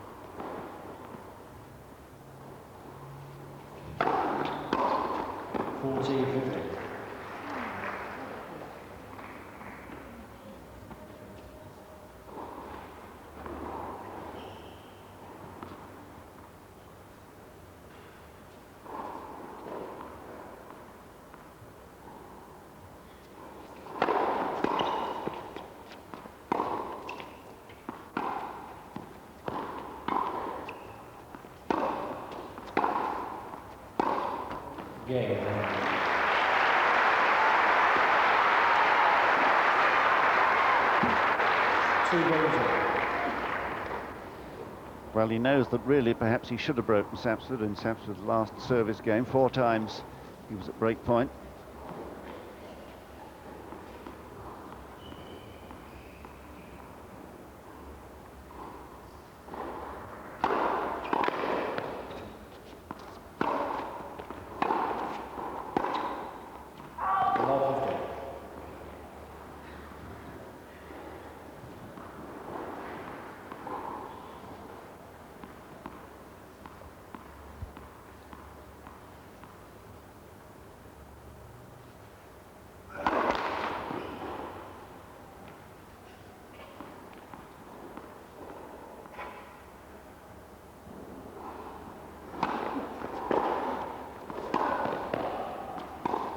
Love 30. Yes, that was the umpire's decision, not the linesman's. Ted Watts obviously convinced that that was a clear mistake, the only time that the umpire may intervene.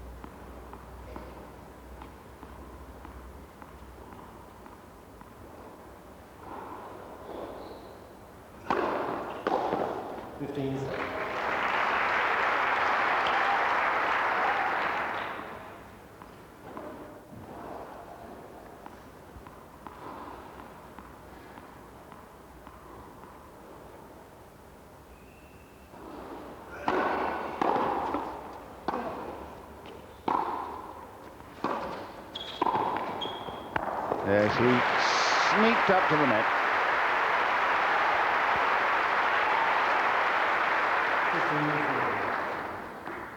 There's a fine instinctive point here by Tim Henman. Seeing the slice, read it, moved in. 2 break points.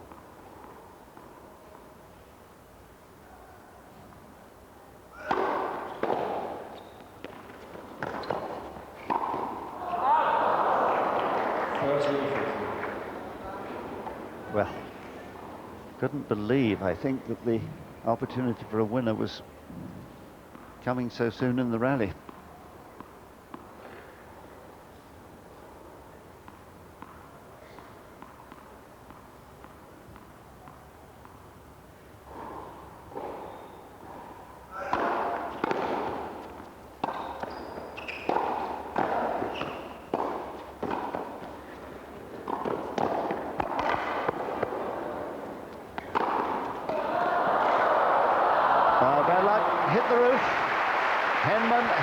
break of serve.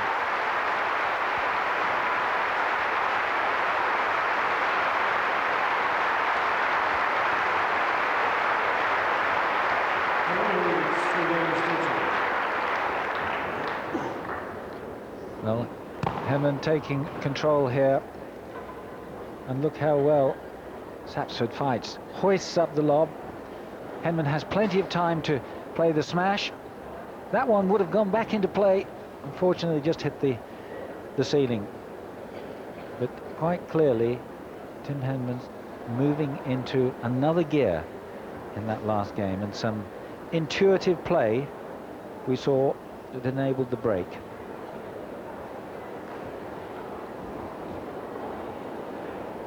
So for the first time in the match, Tim Henman with a substantial lead of the break of serve there. See how well he bends to the slice backhand and quickly moves in, seeing that his opponent's going to play a defensive shot into the net, and the relief and joy of his volley winning the point.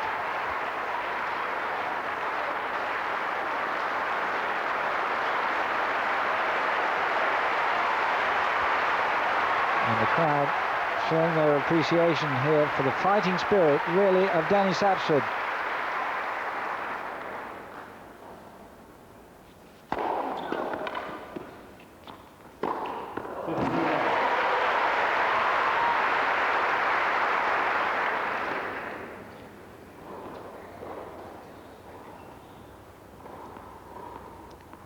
Well, the backhand here, I think, tells a story. He really was determined to hit that one.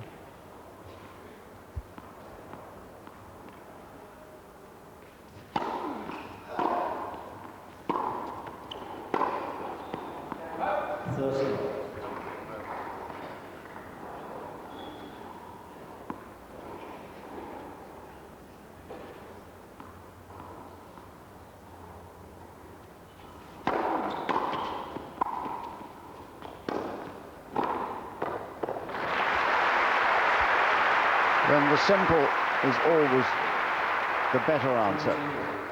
All too often in the opening part of this match, he was trying to gild the lily on those, play little delicate drop volleys.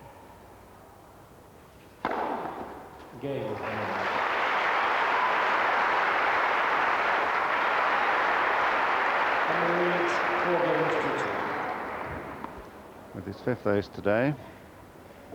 Hasn't served really very well by his high standards. Getting better though. 2-4.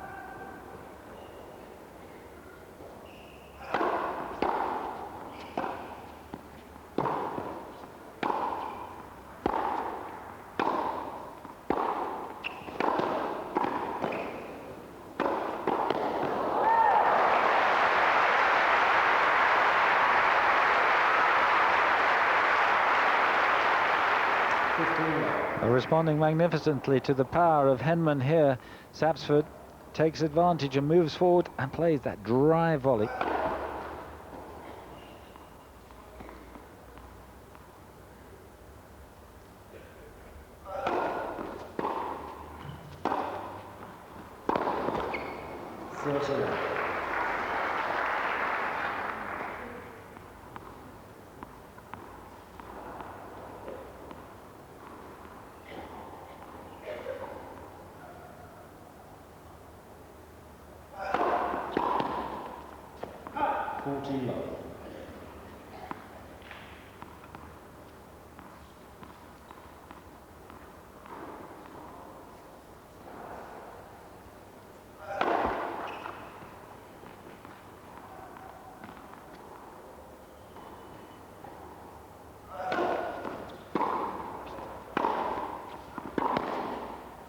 Game Sapsford.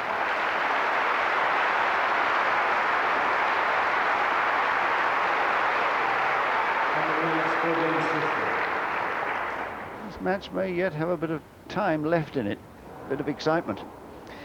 Well, it has seesawed, hasn't it? And for a period of time there, quite clearly Henman looked as though he was taking charge. And then that last game, I have a feeling though that Henman decided to conserve energy, and he's going to muster all of his resources to ensure that he holds his serve which of course he has to do on only 2 occasions more if he's going to secure this match. But I feel he doesn't want to get involved in long drawn-out games. He must be beginning to feel a little weary. It's inevitable.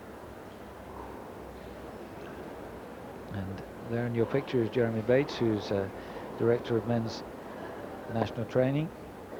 Very influential now with the junior game. And on his left is Arvin Palmer, who played in the semi-finals yesterday.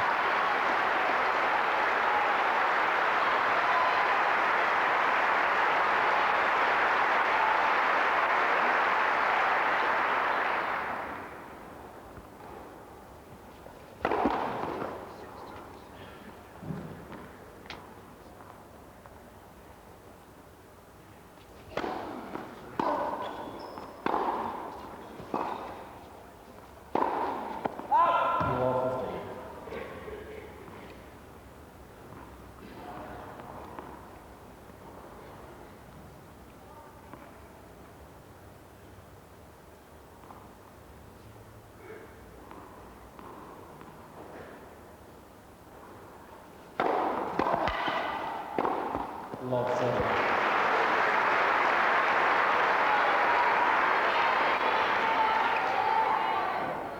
So Sapsford has gained 2 unforced errors, both on the forehand. 15 7.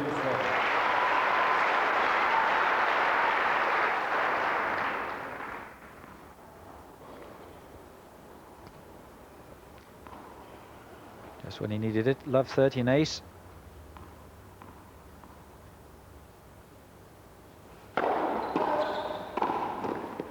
Good tennis.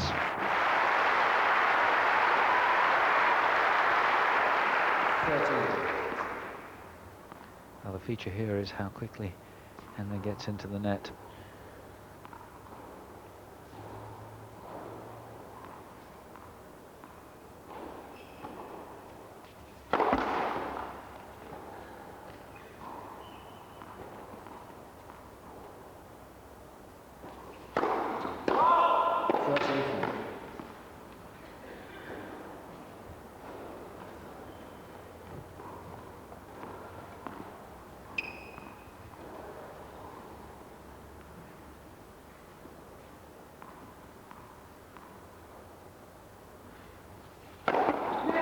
Also.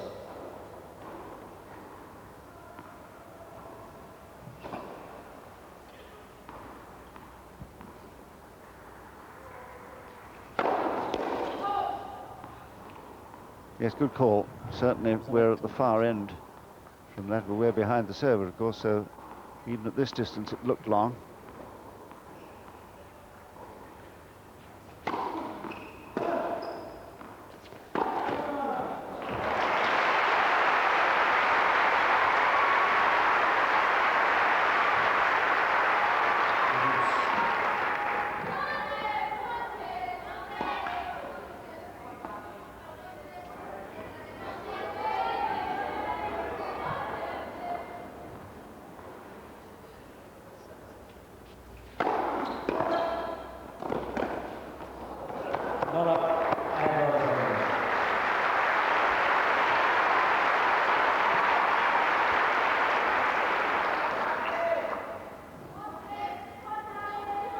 Not an easy shot, dropping ball.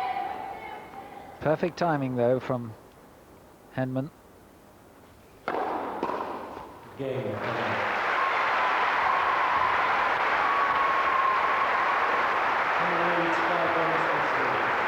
Well, it's been a long, hard year for Henman.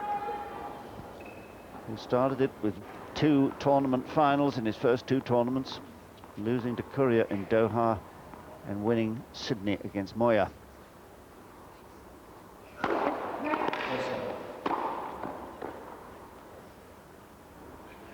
all the excitement of reaching number 14 in the world at one time.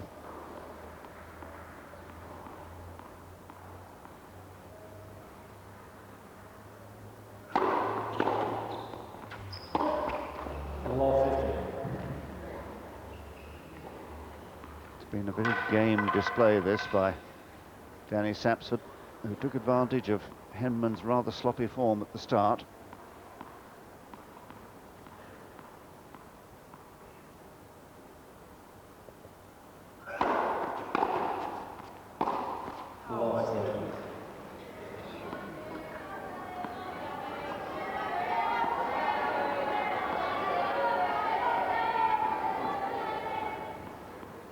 Time is running short for Sapsford here, love 30.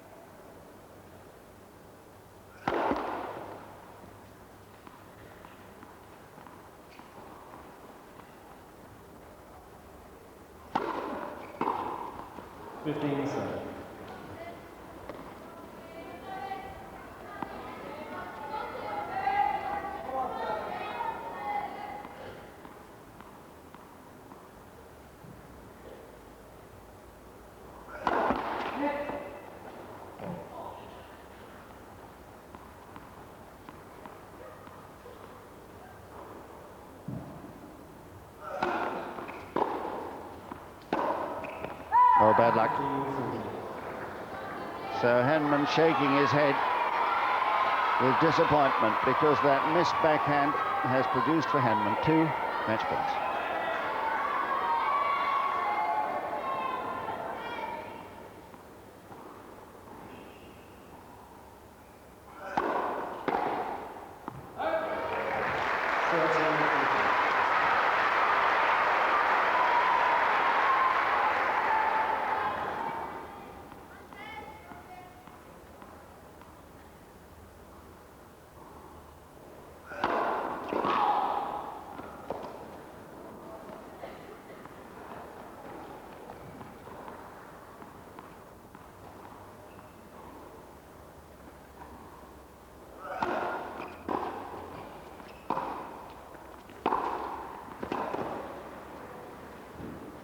That's it.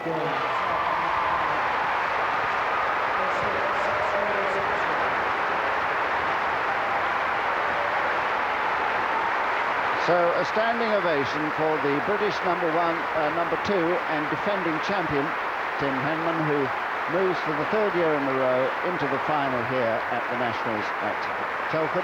It's taken them 1 hour and 47 minutes to quell the game display of Danny Sapsford. 4-6, 6-3, 6-3. And a match, I think, in all the circumstances of Hanover and all that yesterday, a match he'll be very glad to have behind him.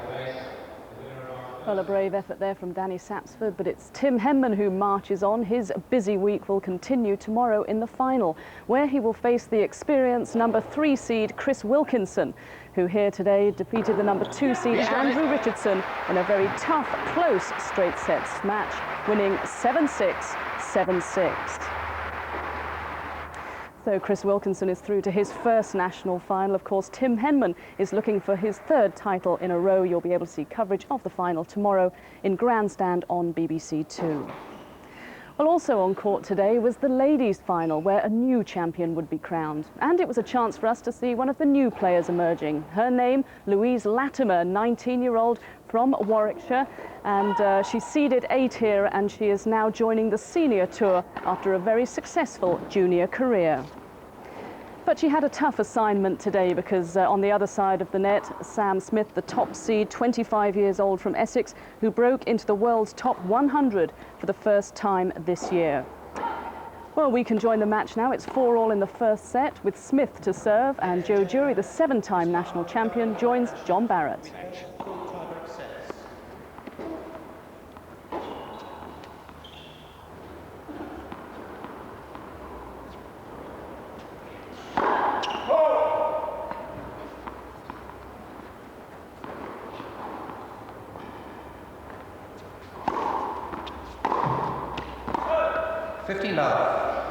Yes, we'll see how the loss of her serve affects her now, because it's bound to have sapped a little bit of the confidence.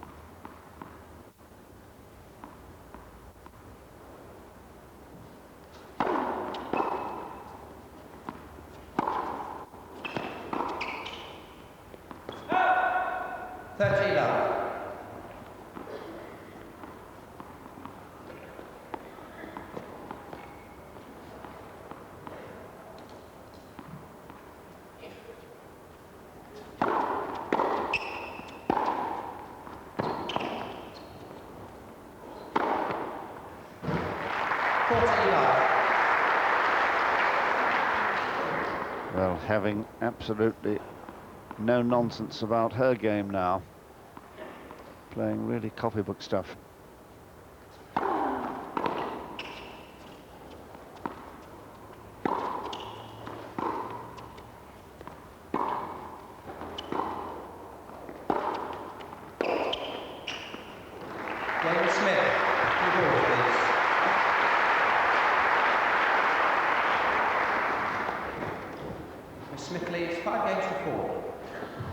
So Smith showing us why she is the British #1.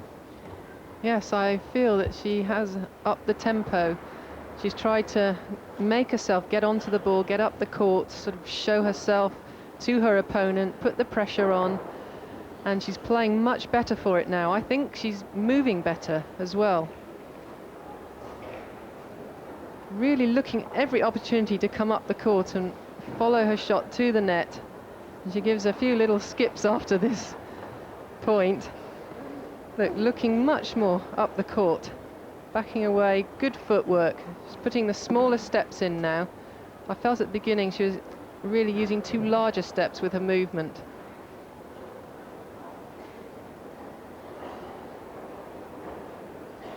I think her nerves at the beginning didn't really allow her to play so well, and Latimer did start well, but now she must be feeling the pressure and wondering what she has to do.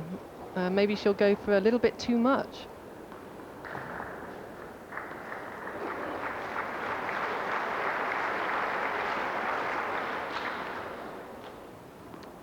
First change of tennis balls, 4-5.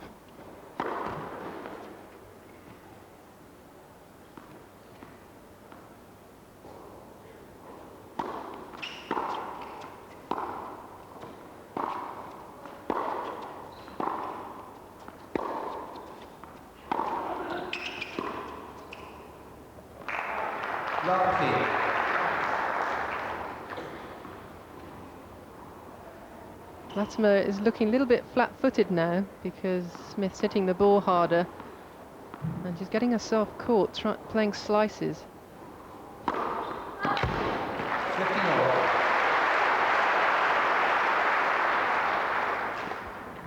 This serve always a threat. It's a third ace.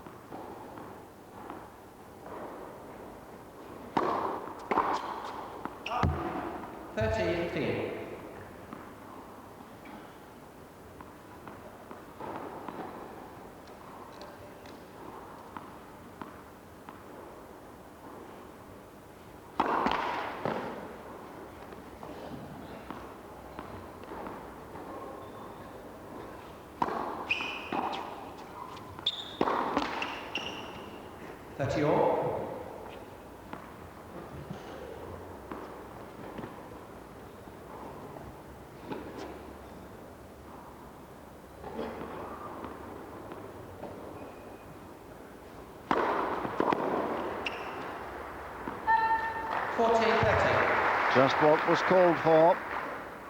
Serving at 4-5 and 30 all, you need a good first delivery.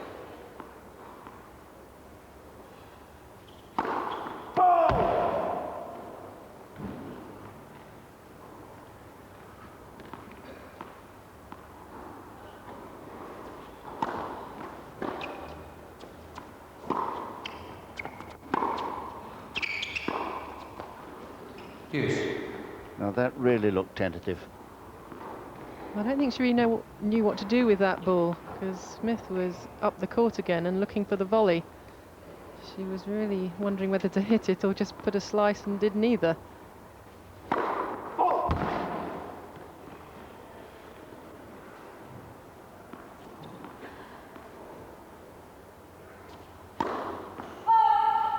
Advantage for Smith. Well, that is serious, because the double fault, her fourth, has given Sam Smith set point.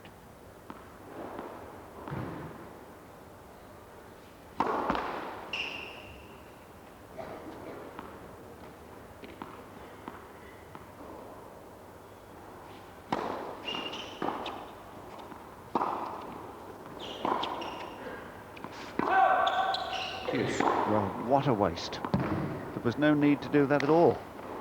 She knows it.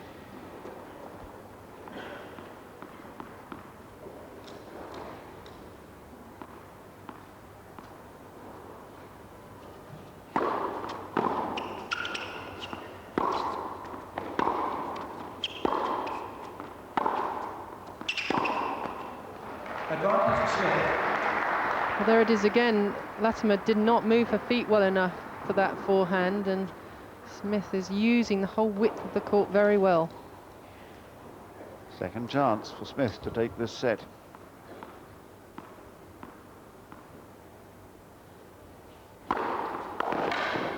The perfect answer.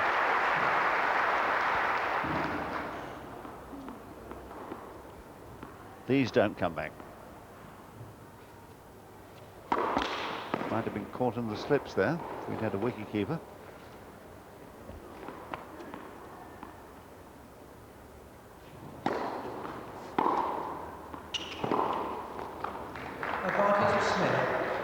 Well, full marks to Smith, maintaining the aggression, keeping the pressure on. Third time lucky?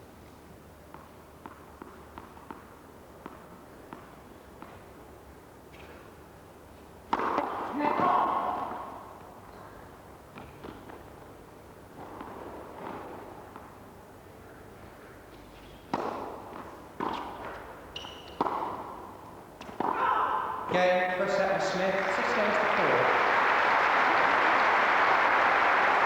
So after 3/4 of an hour, the first set to Smith, 6 games to 4.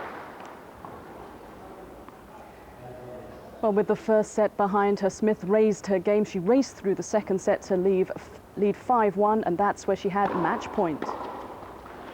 And so the winner in straight sets, Sam Smith, the winner 6-4, 6-1.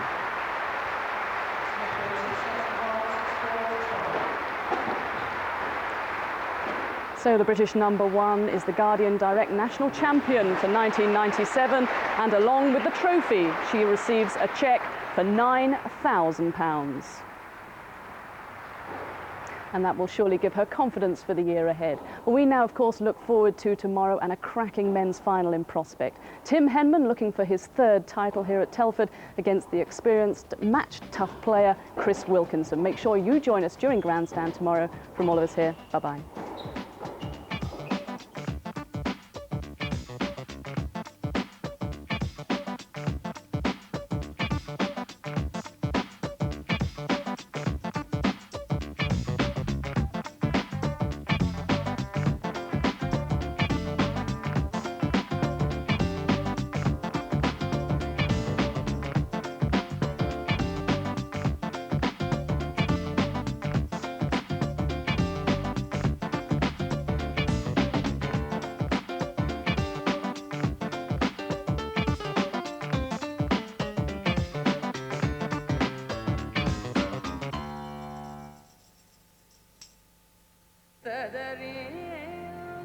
We're about to begin a journey that you will never forget. Greetings from India. This is the land of Kipling's Jungle Book. Here, the tiger is king. A spectacular new series explores the land of the tiger, Monday, 8:30 on BBC Two. This is the end. In the 1960s, environmentalists said the supply of minerals and fuels would run out within 30 years. They forecast that the world would be gripped by a new ice age in the 1970s, and that pollution would irreversibly contaminate the sea within 5 years. Were they right to raise the alarm, or were these just scare stories? A new series investigates starting Thursday at 9:25 on BBC Two. 9 years after the earthquake that killed 60,000 in Armenia, how is the now ex-Soviet Republic coping? Kate Adie reports in 15 minutes.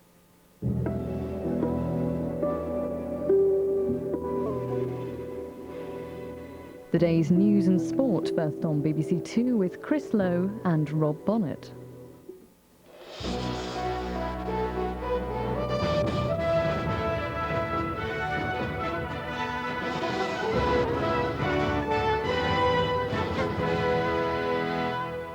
Iraq remains defiant as American forces gather in the Gulf. An Iraqi newspaper has urged Arabs to attack American and British interests in the Middle East.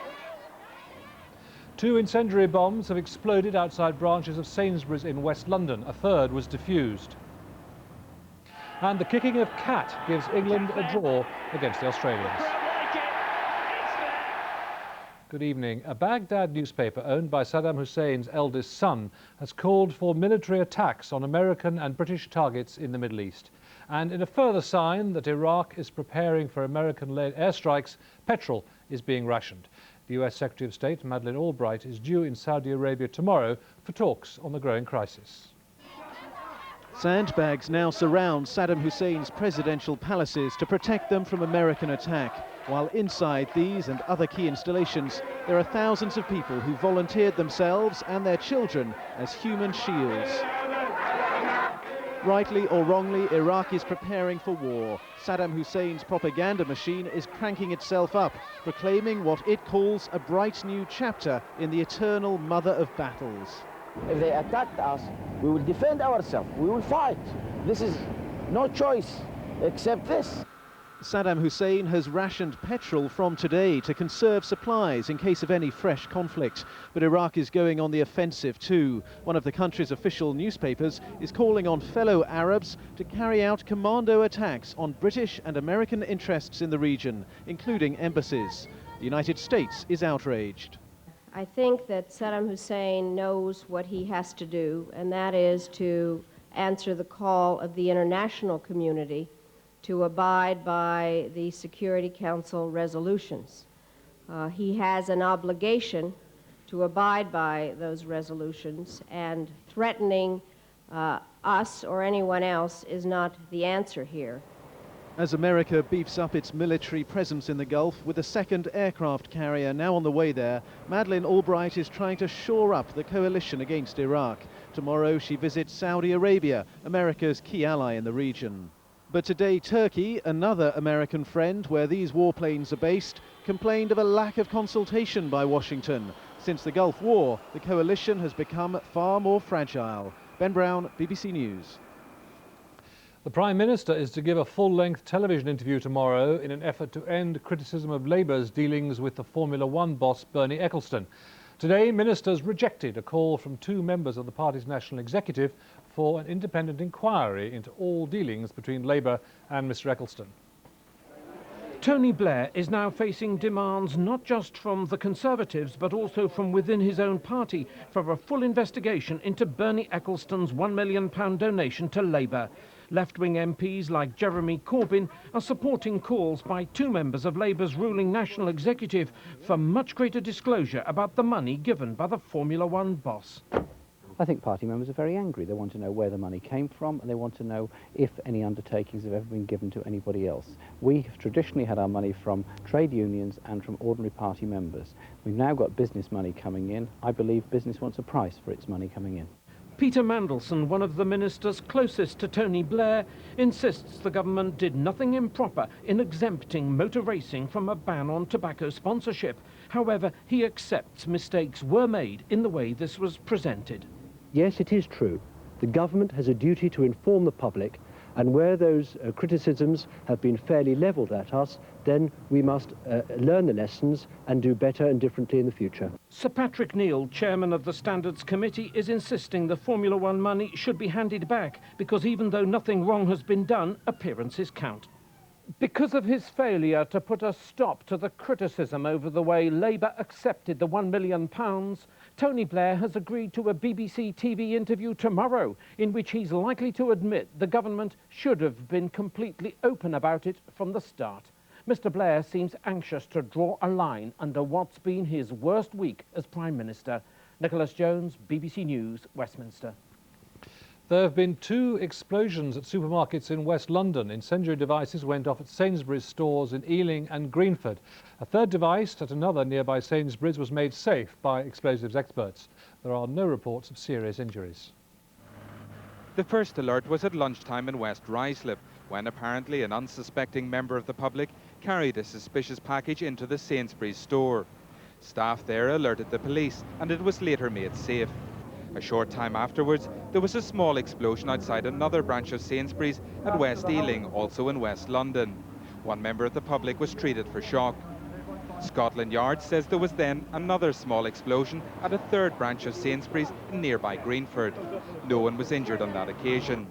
It's thought police at this stage are ruling out terrorist involvement and are concentrating instead on the possibility these attacks may have been the work of the so-called Mardi Gras bomber. The Mardi Gras bomber has been blamed for a spate of threats and homemade devices sent to branches of Barclays Bank since December 1994. Last year, Scotland Yard revealed that a similar warning had been issued to the head office of Sainsbury's, demanding a considerable sum of money. Today's attacks would suggest that this grim threat has now been followed through. Gary Duffy, BBC News, West Ealing. The National Front abandoned a rally in Dover over the arrival of asylum seekers from Eastern Europe after clashes with anti-racist demonstrators. The National Front was protesting at the arrival last month of several hundred gypsies from Slovakia and the Czech Republic.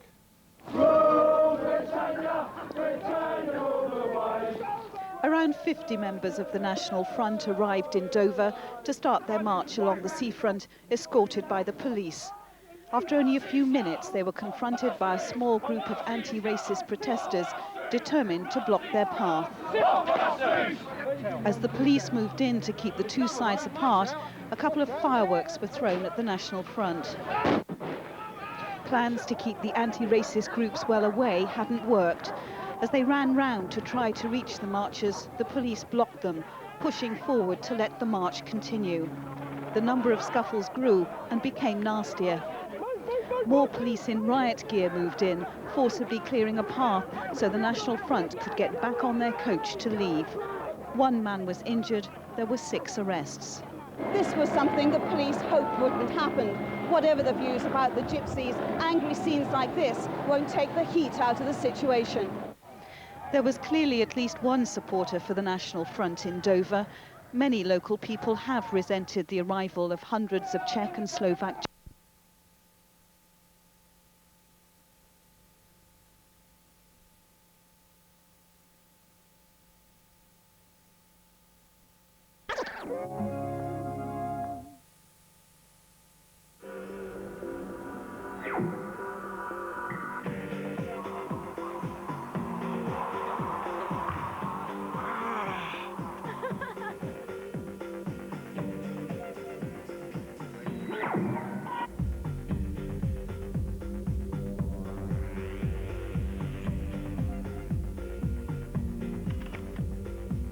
New celebrations, all my favorites in miniature.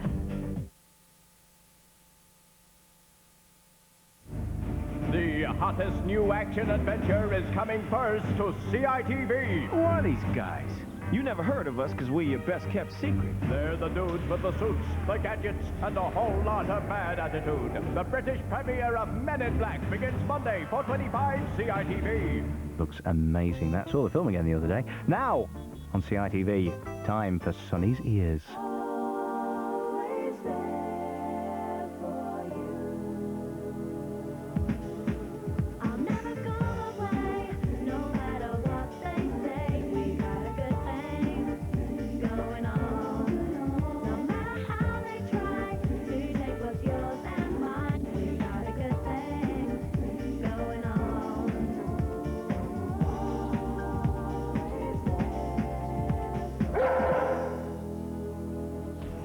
We had a fire at my house last week. It was terrible.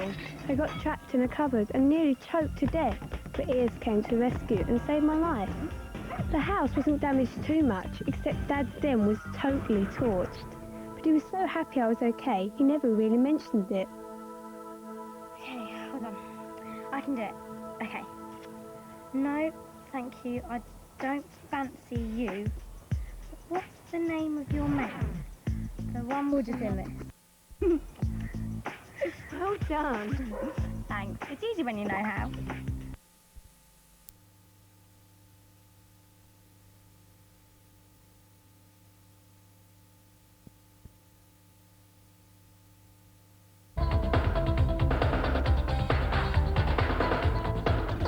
And chips. No, I haven't got the fingers for it. I'll put this in the oven. You're going to stay there? There's plenty. Why don't you try and learn again? You only stuck it for 2 weeks. 3? Look, Bev, it's not a problem, is it? Sonny and me get on fine. What do you mean, not a problem? Well, what I'm saying is, it's not a problem like when someone's...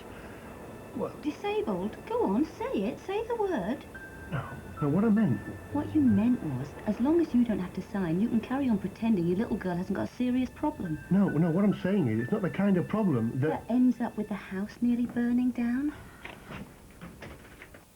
I'll have to ask my mum if I can stay for tea.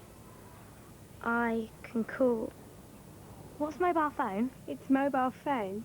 You borrowed your dad's mobile again. Doesn't he mind? No. I think my mum's always got it. Okay, let's try it again. I'll have to ask my mum. Oh, darling, you just have to be the little deaf girl from the newspaper. What was the name? Bunny? Honey? Silly me. You can't hear what I'm saying, can you, my poppet? Oh, poor little thing, and so pretty, too. Can she speak at all? Can you talk, darling? Oh, never mind. I don't really need to speak to you anyway. Oh, baby! My little baby Rupert, come to Mummy. Oh. Excuse me? Oh, what's the matter? I've called her a little tight here. There we are. That's better. Mummy fixed it. Excuse me, but what are you doing? Oh, for months I've been searching and searching. Thank the Lord I never gave up hope. And now you found my little darling baby. Oh. What do you mean? What do I mean? I mean that this is my dog, and I've come to take him back. I couldn't believe it when I read it in the newspaper. To think some sweet, simple people had found him and taken him in. It's just too kind of you all. Can't you do something? Look, you must understand that this is all a bit of a shock for us. You turn up out of the blue. You can't expect us to just hand him over to you like that. Oh, no, of course not. No. This has to be done by the book. Proof of ownership, licenses, absolutely. Oh, I'm not a monster, Mrs. I'm not just going to snatch him away. Oh, no. We'll sort it all out tomorrow. I'll take him then.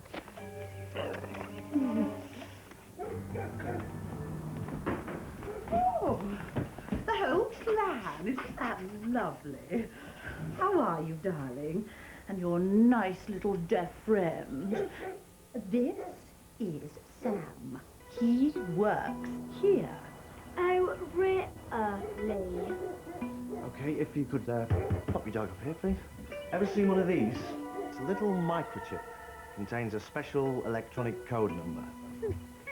Now, most responsible pet owners these days have their pet chipped, as we call it, as a safety device.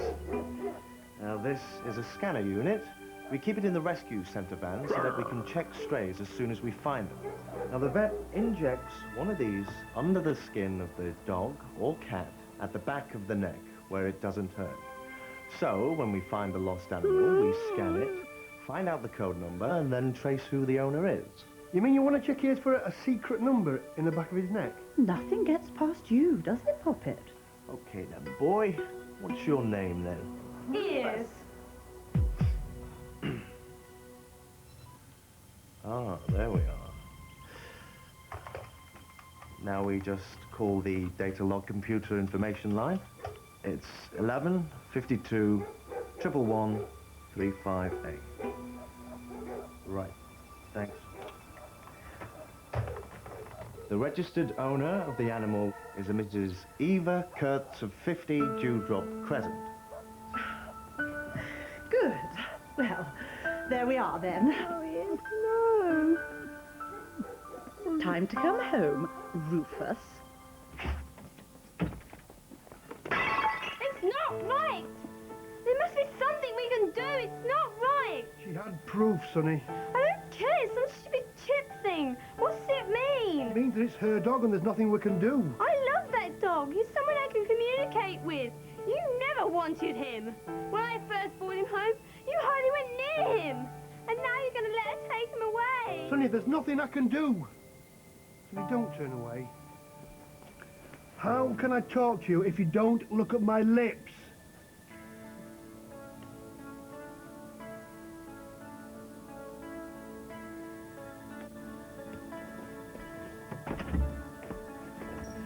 When something awful happens, you can't just pretend it hasn't happened. You have to do something.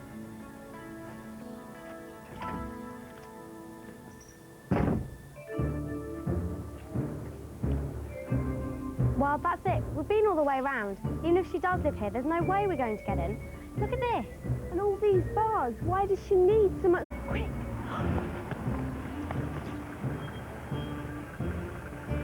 You sort out the Afghan while I take this mutt inside.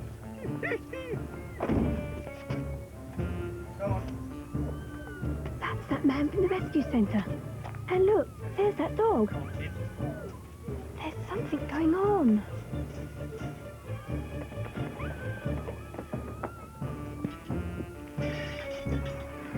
Sam, what are you doing? Giving that dog a shampoo and set. Hurry up! I'll give you a shampoo and set. Set you in concrete and shampoo your mouth out. It's a stolen dog.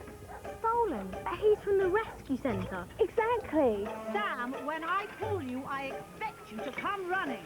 All right. All right. He uses an official rescue centre van. And perfecto. No one will ever know they're stolen. Sonny, you're getting carried away. No, I'm not. Pedigree dogs are worth a fortune. Sonny, there's no way you can prove all this. I bet Eva Kurtz doesn't own that Afghan, and I can prove it. How? Come on.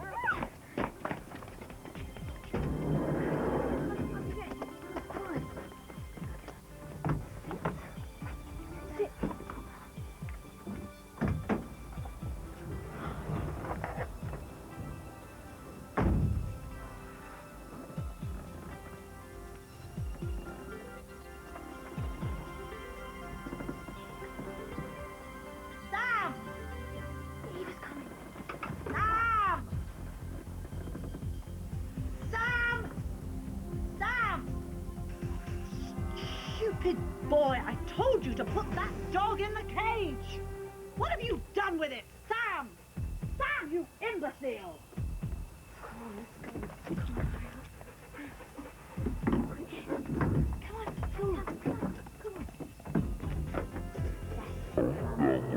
Wing setting up the chance for scrum half Gregan. Australia should have been well clear, but John Eales, the captain, missed the conversion and 2 penalties, and England were still ahead at half-time. The lead didn't survive long into the second half. Ben Tune brushing aside feeble England defence to nudge Australia ahead again. Their running and handling was sharper throughout. The closest England got to the line was an effort by Adebayo. Good, but not quite good enough. They were still trailing when Cat's progress was halted by a blatant body check. And with the match already in injury time, he had to collect his thoughts and try and level the scores. Australia missed a penalty seconds later, and the spoils were shared in an uninspiring encounter. In Dublin, Ireland took on New Zealand, and for a while even led the world's best, Keith Wood scoring 2 tries in the first half. But that's where the fun ended for the Irish. The All Blacks crossed the line 6 times themselves, and by the end were cantering to another huge victory. England play them next week and will have to raise their game significantly to make a match of it. Neil Bennett, BBC News. Now football, and the last European places in next summer's World Cup finals will be filled this evening. In this afternoon's playoff match, Yugoslavia qualified for France '98 with a 12-1 aggregate victory over Hungary. Meanwhile, it's approaching half-time at Wembley, where England are playing Cameroon in a friendly. England dominated the early stages and almost took the lead after 20 minutes, when Robbie Fowler was only denied by a sprawling save. A few moments ago, it was still 0-0. In the Scottish Premier Division this afternoon, Heart of Midlothian extended their lead at the top. They beat St Johnstone 2-1 at Tynecastle with a Colin Cameron penalty in injury time. And Rangers' Georges Albert scored the second-half equaliser that gave his side a point at struggling Aberdeen. So Hearts now lead by 3 points from Rangers, who in turn are 3 clear of Celtic. They were beaten 2-0 at home by Motherwell. Dundee United are 4th after a 3-1 win at Kilmarnock.